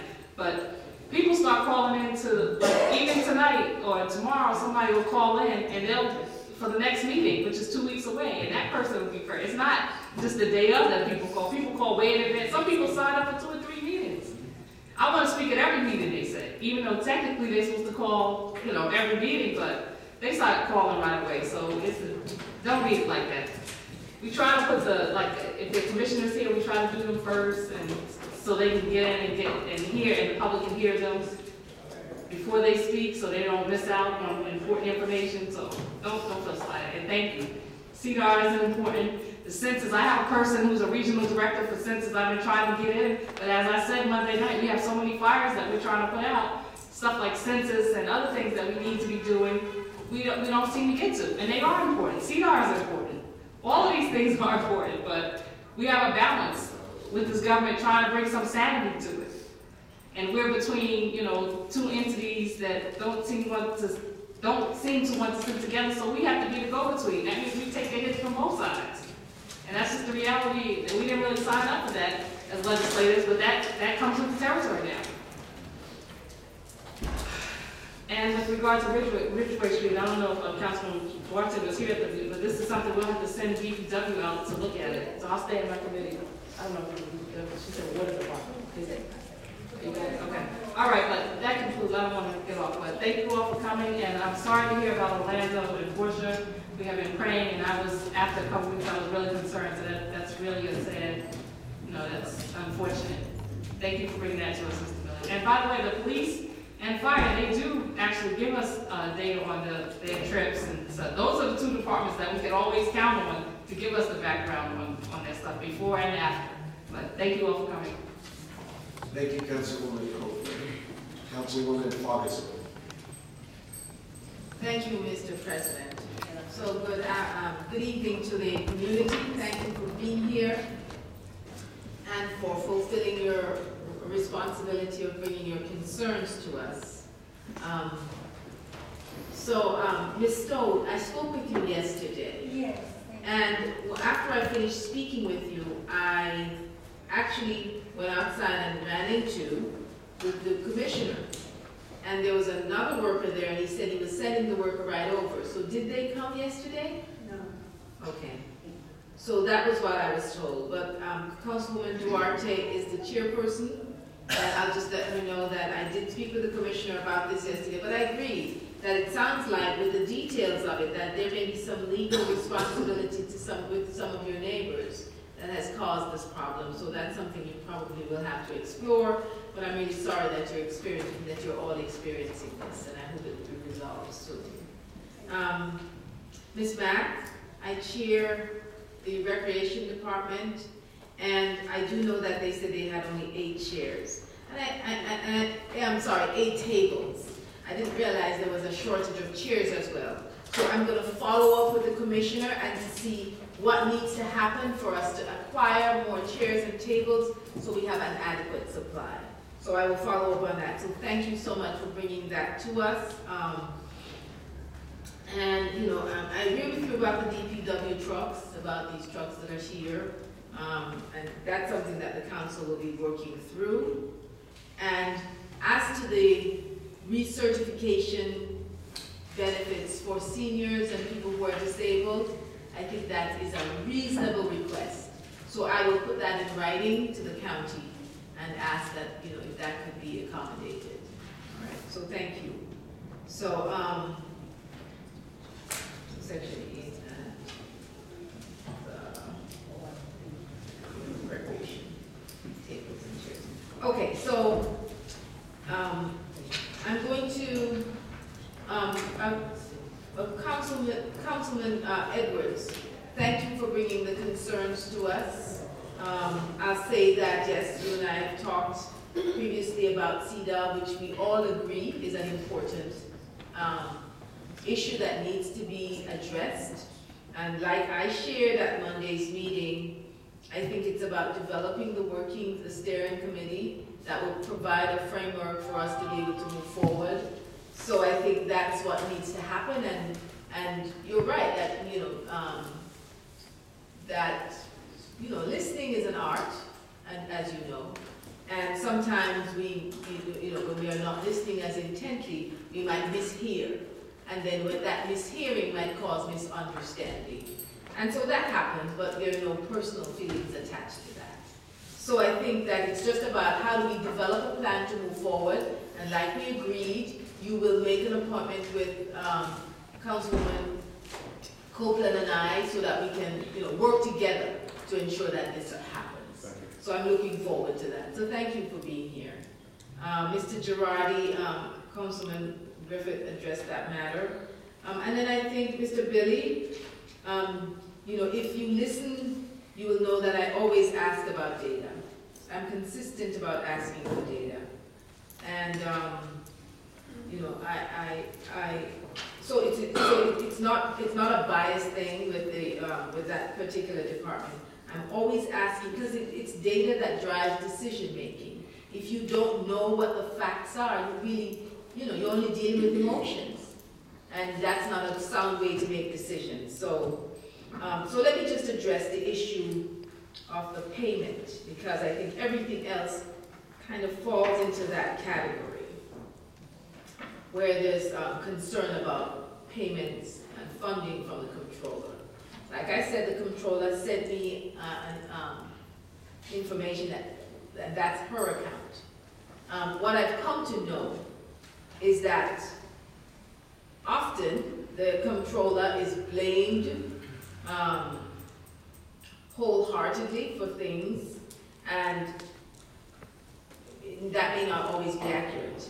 What I know is that with the departments that I chair, that there were items that were not paid, that were submitted previously before the budget was passed, because those lines were not funded, they were not paid. Understood?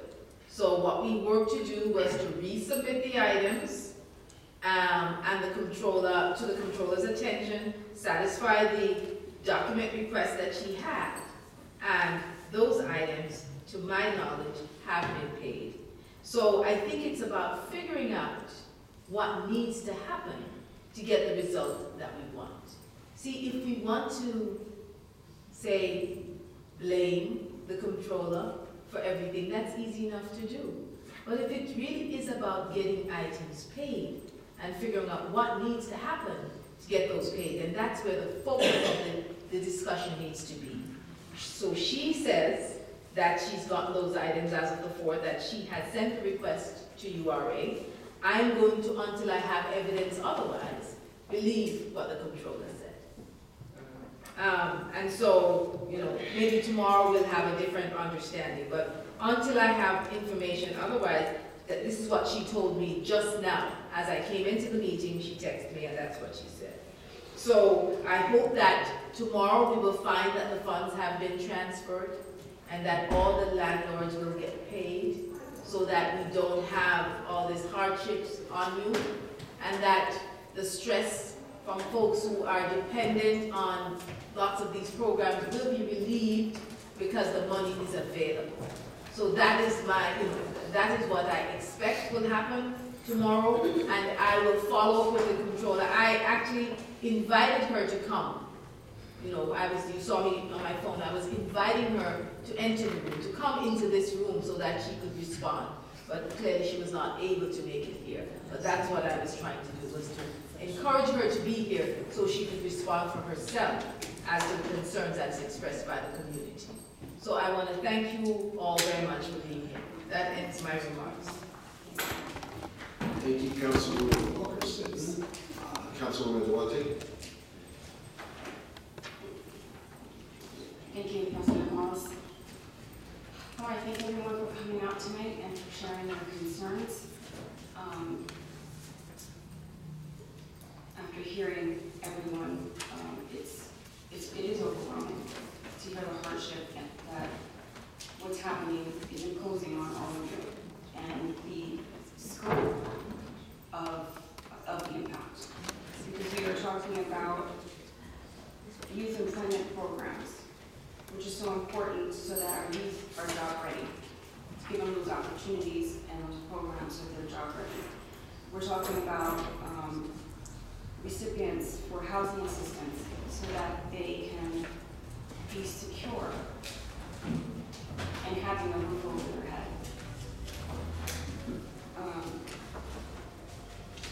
We're talking about our Razorbacks not being funded. Scholarships that, yes, it doesn't sound like a lot of money, but $1,000 each semester goes a long way. It covers textbooks, which everyone knows is very expensive. That money matters. It matters to people who don't have the luxury or any cushion to be able to manage otherwise. You know, all I can say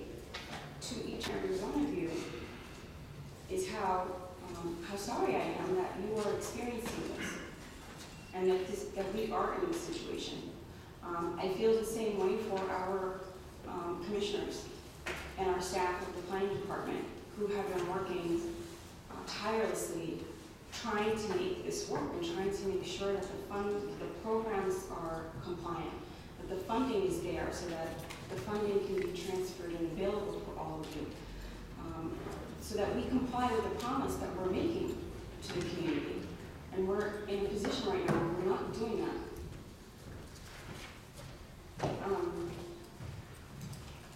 It's very difficult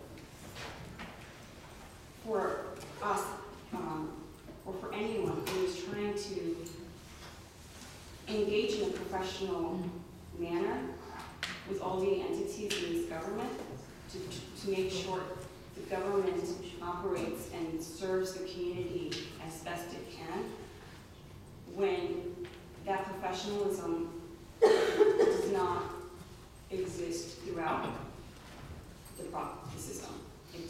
We have to recognize and admit how we're being treated and how what should be a simple day-to-day process has been completely broken down. Now, with respect to the comptroller, she is an elected official, and as an elected official, I respect her.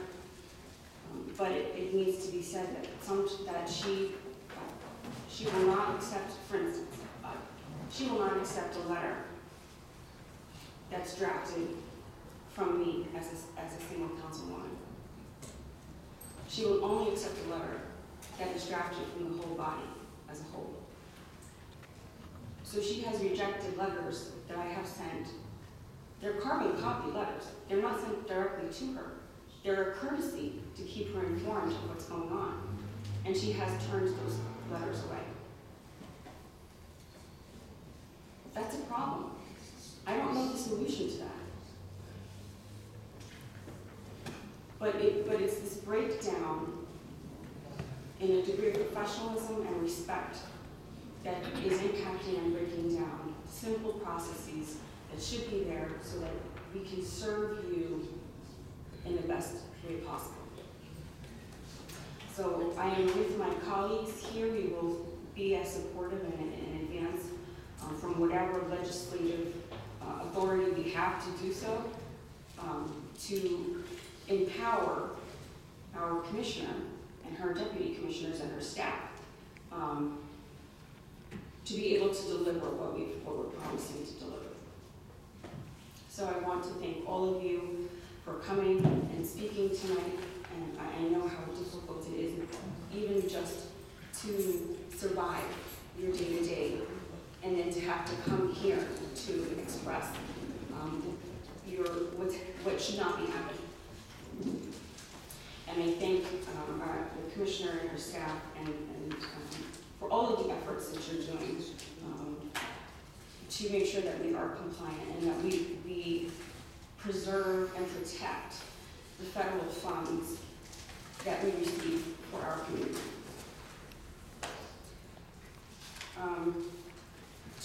To that point, I just want to address Councilman Edwards. Thank you so much for coming to our work session Monday night, and certainly I apologize if we gave any indication that that it was not well received, because I don't believe that's the case. I think if anything, you may have heard an expression of our frustration.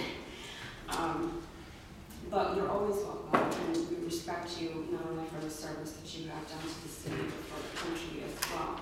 And so thank you for that. And thank you for throwing your hat back into the ring. And so hopefully we will be, we'll certainly work together, and hopefully that will also manifest itself in other forms.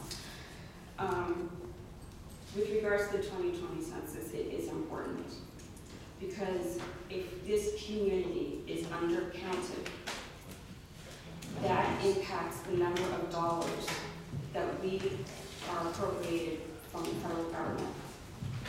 If we can make sure through whatever efforts that we can to make sure that this community is properly counted.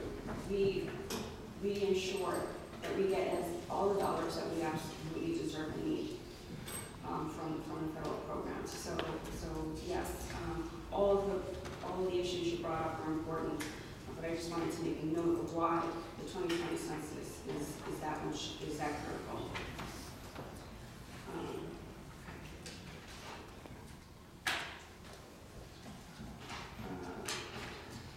Sorry, just some of you notes. I don't know if Erwin Billy is still here, but he's raising a really good point, which is we are data challenged. We do ask for data. We need information to be able to make sound decisions. That's absolutely correct, but doesn't mean that we always get it.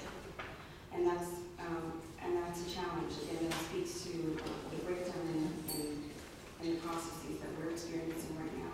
So finally, let me just address the homeowners on Ridgeway. So as was stated earlier, I am chair of LPW, and I work. I think this is a matter for the Department of Public Works. You know, I want to work with all my colleagues. Councilman Griffith is my co-chair. So I am happy to sit down and discuss the for me, this is news because I've never heard of this type of drainage system. So it will be a little bit of a learning curve, but certainly we'll do our best to try to arrive at the solution so that we don't have to experience the flooding that usually. So thank you very much for coming in. We'll definitely follow up and speak on that. And that concludes my comments in present moment. And thank you for everyone coming out tonight. Thank you. Well, thank you all for coming out tonight. Our colleagues already explained pretty much everything tonight. Hopefully we'll follow up. Also, hopefully we will follow up tomorrow morning on the issue of the funding to make sure that it was transferred. We'll be following the wire as well. I'm sure it's all of us that will be following it, and we will be talking to the controller in the morning. And I hope that it is there, and I hope what she said is what it is. So, Commissioner, we will be in touch tomorrow. Please, if you see it in the morning, if you can text me and let me know if the money is there, if funding is there, and hopefully we have that established and don't have to go back down to see the controller again. So we, as a council, have worked hard on this. I continue to speak to you. They all continue to speak to you. We speak to Commissioner Morton as well, and hopefully that's done. Right now, we're going to take a 5-minute break before we go into our legislative session, and I wanted to thank you all for coming out. Have a great evening, and if anybody else, wants to speak to any of the council people during 5 minutes, they can. Thank you.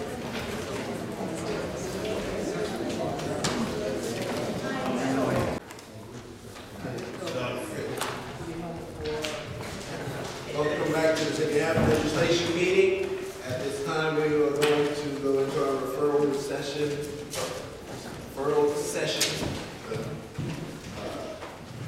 Public Works,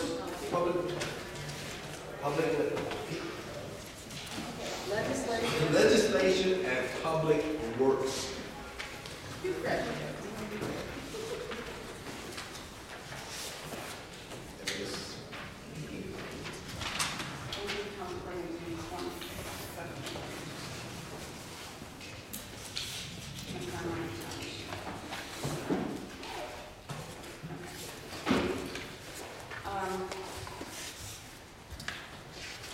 Okay, so item number 1 is called for. Item number 2 is called for. Item number 3 is called for. Item number 4 is called for. Item number 15 is called for. Items 16 and 17 are all called for. Items 18, 19, 20, 21, and 27 are for information. Item 31 is to be on the agenda pending, but that does not, did not make any time for the agenda.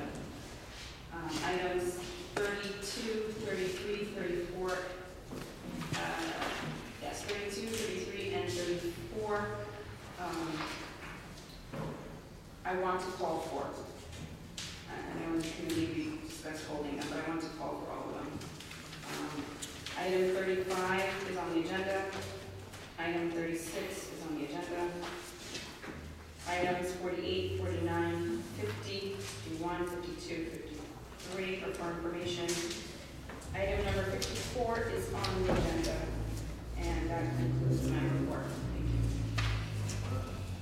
One question, you're telling me 32, 33, and 34, you're changing to, you said, calling for? Yes, I'm not ready to put them to rest. I'm still going to follow them. So I'd like for them to come back. Okay. Thank you. 32, 33, and 34. Human resource. Thank you, Mr. President. So item number 37 is on the agenda. Item number 38 is called for. Item 39, 40, 41, and 42 are on the agenda. Item number 43 is called for. I know I said we were pending it, but I did not get an opportunity to update the letter that would change it to the resolution in support of what the state is doing. Item number 44 is called for. Item number 46 is on the agenda. That ends my report. Thank you. Thank you, Councilwoman Robertson. Public safety and codes.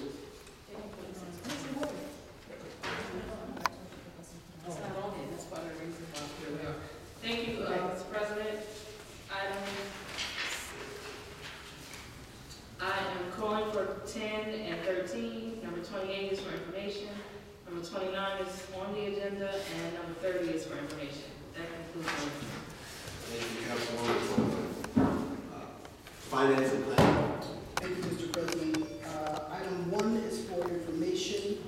Item number 6, I am calling for. It's item number 5, what did I say? Oh, that's item 16, right? No, it said 5, 6, 1, and 5. I'll start over, how about that? Please. Item number 5 is for information. Item number 6 is being called for. Items 7 and 8 are both for information. Item number 9 is on the agenda. Item 11 and 12 are for information, as well as 14, 14A, and 22, again for information. Items 23 and 24 are being called for. Item 5 is on the agenda. Item 6 is on the agenda. Wait. 26, 25 and 26. Thank you. 45 and 45A are both, well, they are not on the agenda. So we will call for those. And then I have an add-on, which I placed on the agenda, enumerated as number 10. And the second add-on is enumerated as number 12, both on the agenda. That concludes my report. Thank you, Mr. President. Mr. President, So, you said the other one was 10 and 12 enumerated? Sorry. Correct. The two add-ons are enumerated as 10 and 12 on the agenda tonight. Thank you. Mr. President, in reference to Councilman Griffith's agenda, there were items that may suppose that appeared to be on the agenda, but the law department was unable to put it on, or did not put it on. Also, I have what would be on the agenda tonight, a veto override on your committee, Councilman, but it is not necessary to put this veto override on the agenda, and I will read that letter. I think we have to do a roll call first. This was on this committee. This is on this particular committee. The mayor actually sent a letter of veto for item number 17, the text amendment zoning map, for the April 8th meeting. it is not necessary to override this veto per the letter that was sent back to the mayor. Dear Mayor Thomas, I'm writing to you in reference to your letter dated April 8th, titled Veto Ordinance Number 17, Text Amendment to Zoning Map, Proposed Fair Solution, which is item number 17 on the March 27th, 2019 City Council meeting. This document was received in the clerk's office on April the 9th, 2019 at 10:14 a.m. Please be advised that the board in question, which this item was on, was submitted to your office on March the 28th at 2019 at 12:36 p.m. Therefore, the date in which it was returned to this office with your letter was not received within the 10-day period per the Charter, Article 538. If any ordinance shall not be returned by the mayor to the clerk within 10 days after it shall have been presented to him, or such ordinance shall be returned without the mayor's approval or disapproval, the same shall take effect in like manner as if the mayor had approved and signed it. So therefore, this alleged veto that the mayor attempted to present to this body does not have to come into effect. It does not need to be overridden because it is automatically approved per the charter. We did not receive it in the proper time frame. So this letter went to him. If you have any questions, feel free to contact the clerk's office at the above number above. So that item would not be on your agenda. It is not necessary for you to override it. It is automatically approved. It does not need the mayor's signature per the charter. Okay, Clerk Brown, I just got one other question because I wasn't sure. You said that the add-ons from Councilman Griffith number 12 is not, we don't have it? Or was it 10? I'm going to let Deputy Clerk call her because she worked with the agenda today. I'm not at the office.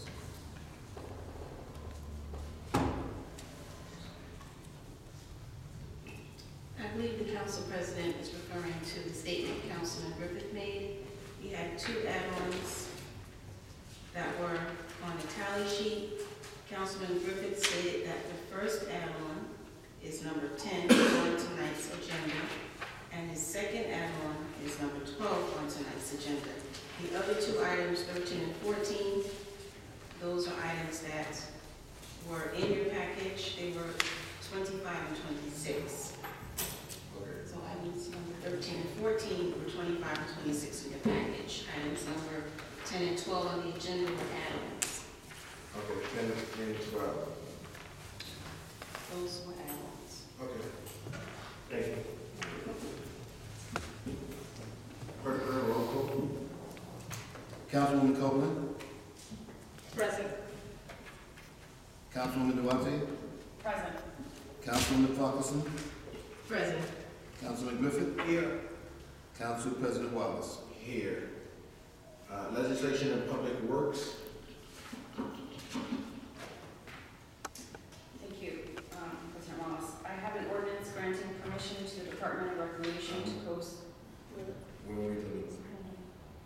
I'm sorry, we're not doing the whole agenda? No.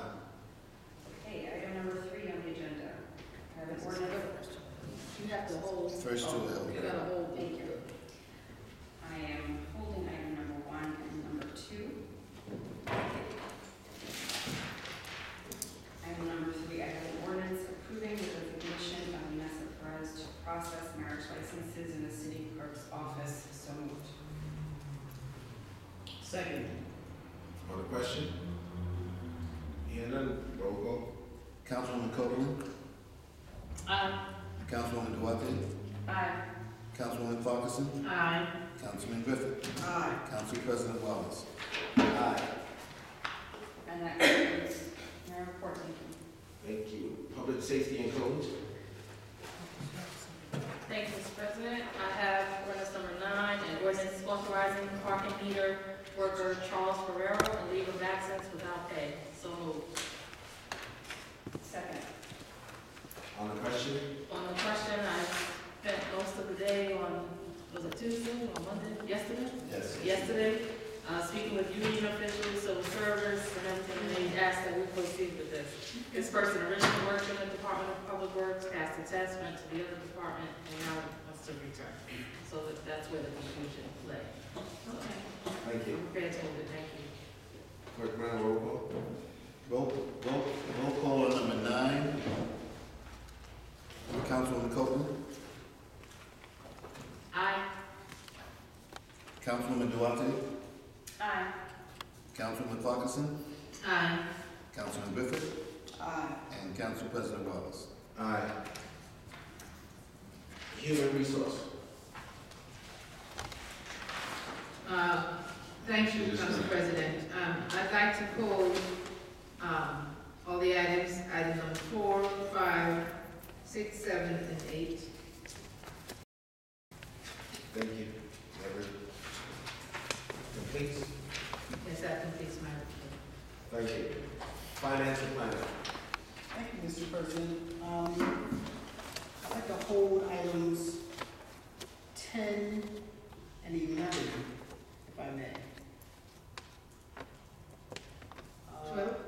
And 12. Well, I'd like to move on item 12.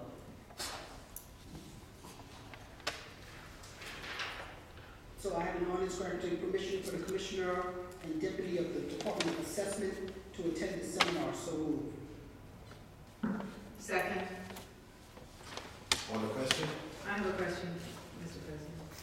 So, for the sake of consistency, why would we do item 12 and not the others? I will be voting no, just for the record. Actually abstaining. Why would we, because if we're taking a principal position, I'm just saying, why would we do that item and not the others? Because this is a timely request from the And it was timely received. So is all of ours. Then it is the pleasure of the body. I would like for it to be held. Please. Thank you. You withdraw your motion. Then I withdraw my motion. Thank you. Item 13, I have an ordinance authorizing and directing the controller to honor and abide by the 3 business day rule for disbursement of funds for the Community Development Block Grant and Home Investment Partnership grants. So moved. Second. On the question? So, may I have a question, please? So, this says that this is a 3-day business rule. Where is this rule? Where is this rule documented? I'm still getting used to not having papers, so please forgive me. Where is this rule documented? It's a HUD rule? Yes. Planning Commission, can you please pass it a copy? It's in one. Yeah, it was actually an exhibit to the referral letter. We received it in writing From HUD? Yes, from HUD. Yeah, I just want to make sure. Thank you. Just say it at the mic. Yes, we have to. Speak at the mic. Can you speak in the mic? Okay. You want me to read it? No, yeah. Thank you so much. Just for the benefit. No problem. Thank you. There was a question regarding the 3-day business rule from HUD. On December 6, 2018, we received an email from Vincent Hahn, who is the field director of the New York field office, and he says our timely disbursements requirements mandate that grant funds be used to liquidate eligible program costs within 3 business days, and under no circumstances do we expect a lag of 6 weeks between receipt of federal fund wires in the local receiving account and issuance of payment to claimants. Thank you. Thank you so much. Anyone else on the question? Roll call? No, I was going to say aye. Oh, roll call? Councilwoman Copeland. Aye.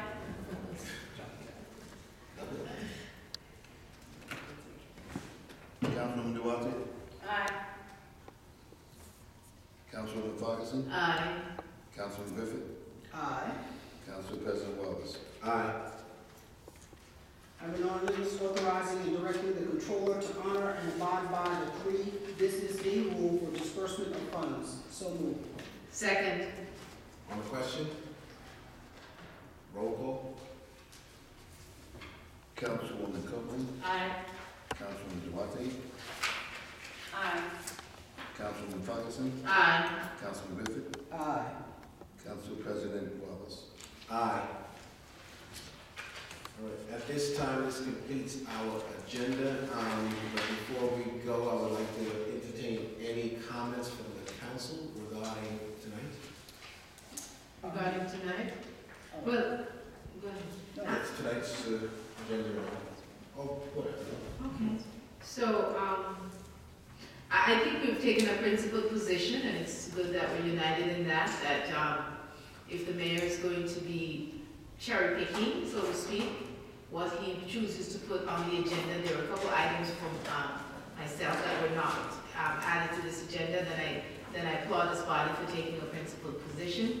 I'll just like to use the opportunity to just to convey my condolences to the family of Portia Ravenel and Orlando Moore.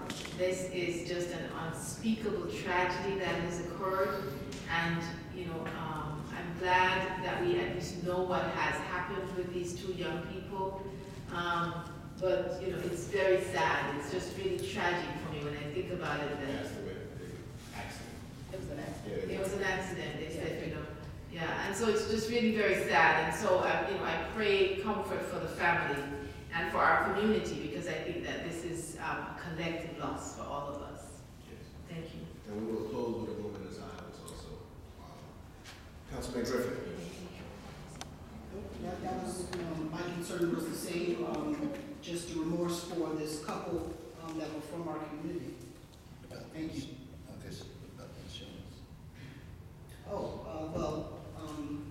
I thank our insurance representative for coming in as well and speaking to and clarifying the city on the reality that the controller, even though she is not technically procedurally bonded, the effect is that she is insured, as we all are insured, under a blanket / umbrella insurance policy. So her being the elected controller is covered under our policy, and this should put an end to the mayor's fictitious claims that she should be removed solely because she is not bonded.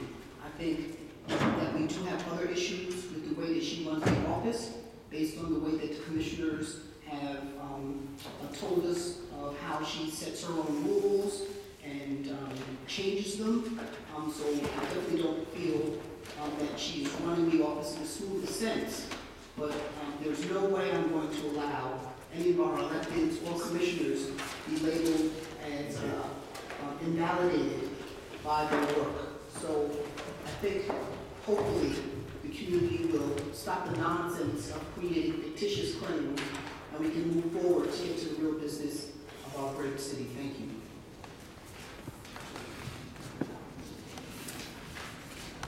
Thank you, Councilman Griffin. So, Council President, with regards to, we need to do a special meeting at some point. Yes. With regards to our match, I think Councilwoman Duarte has a sample ordinance with money that we found. Okay. So we need to move on that before the 16th, if I'm not mistaken. What's the next court date? I think it's the 16th. So I just want to make us aware of that. Okay. Thanks. For the record, we will be entertaining and working on having a special meeting. But I wanted to place on the record that I am very proud of us standing up as a united front, and commending all of the council members for doing so. Because at this point, we really need to send a message, and we are tired of this. If the mayor does not put the legislation on that the council has asked for, and he is going to dictate what goes on our agenda, then nothing will go on the agenda. So we will stand firm on that particular thing. And those that we have to sign or put through as an emergency, I will not even affix my signature to at all. So we are not. We're voting on the planning department. Yes. Telling the people that we. Yes, well, we are going to make sure that when we ask for something and it is the council's agenda. This is not the mayor's agenda. The mayor does not make the council's agenda. And when we ask for legislation, we expect the legislation to get done. If the legislation is not done, then no legislation will go through, period. So that is where we're going to stand at this point. So hopefully that the mayor and the legal department can have all the proper legislation that we requested ready for us, and until then, we will be waiting. So at this point, I'm going to ask,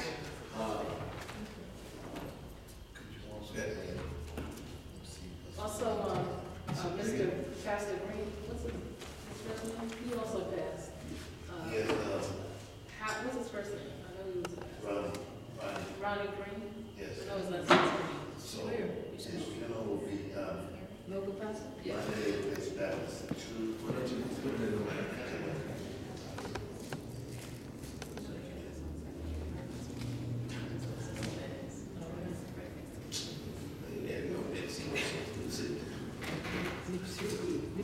Would you like to?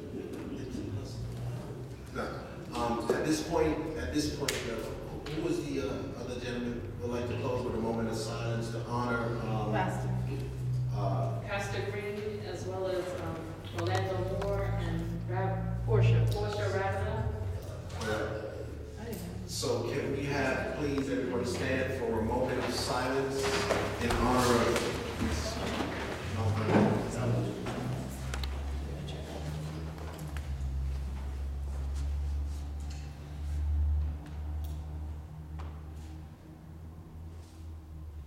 this meeting is now adjourned. Motion. Oh, sorry.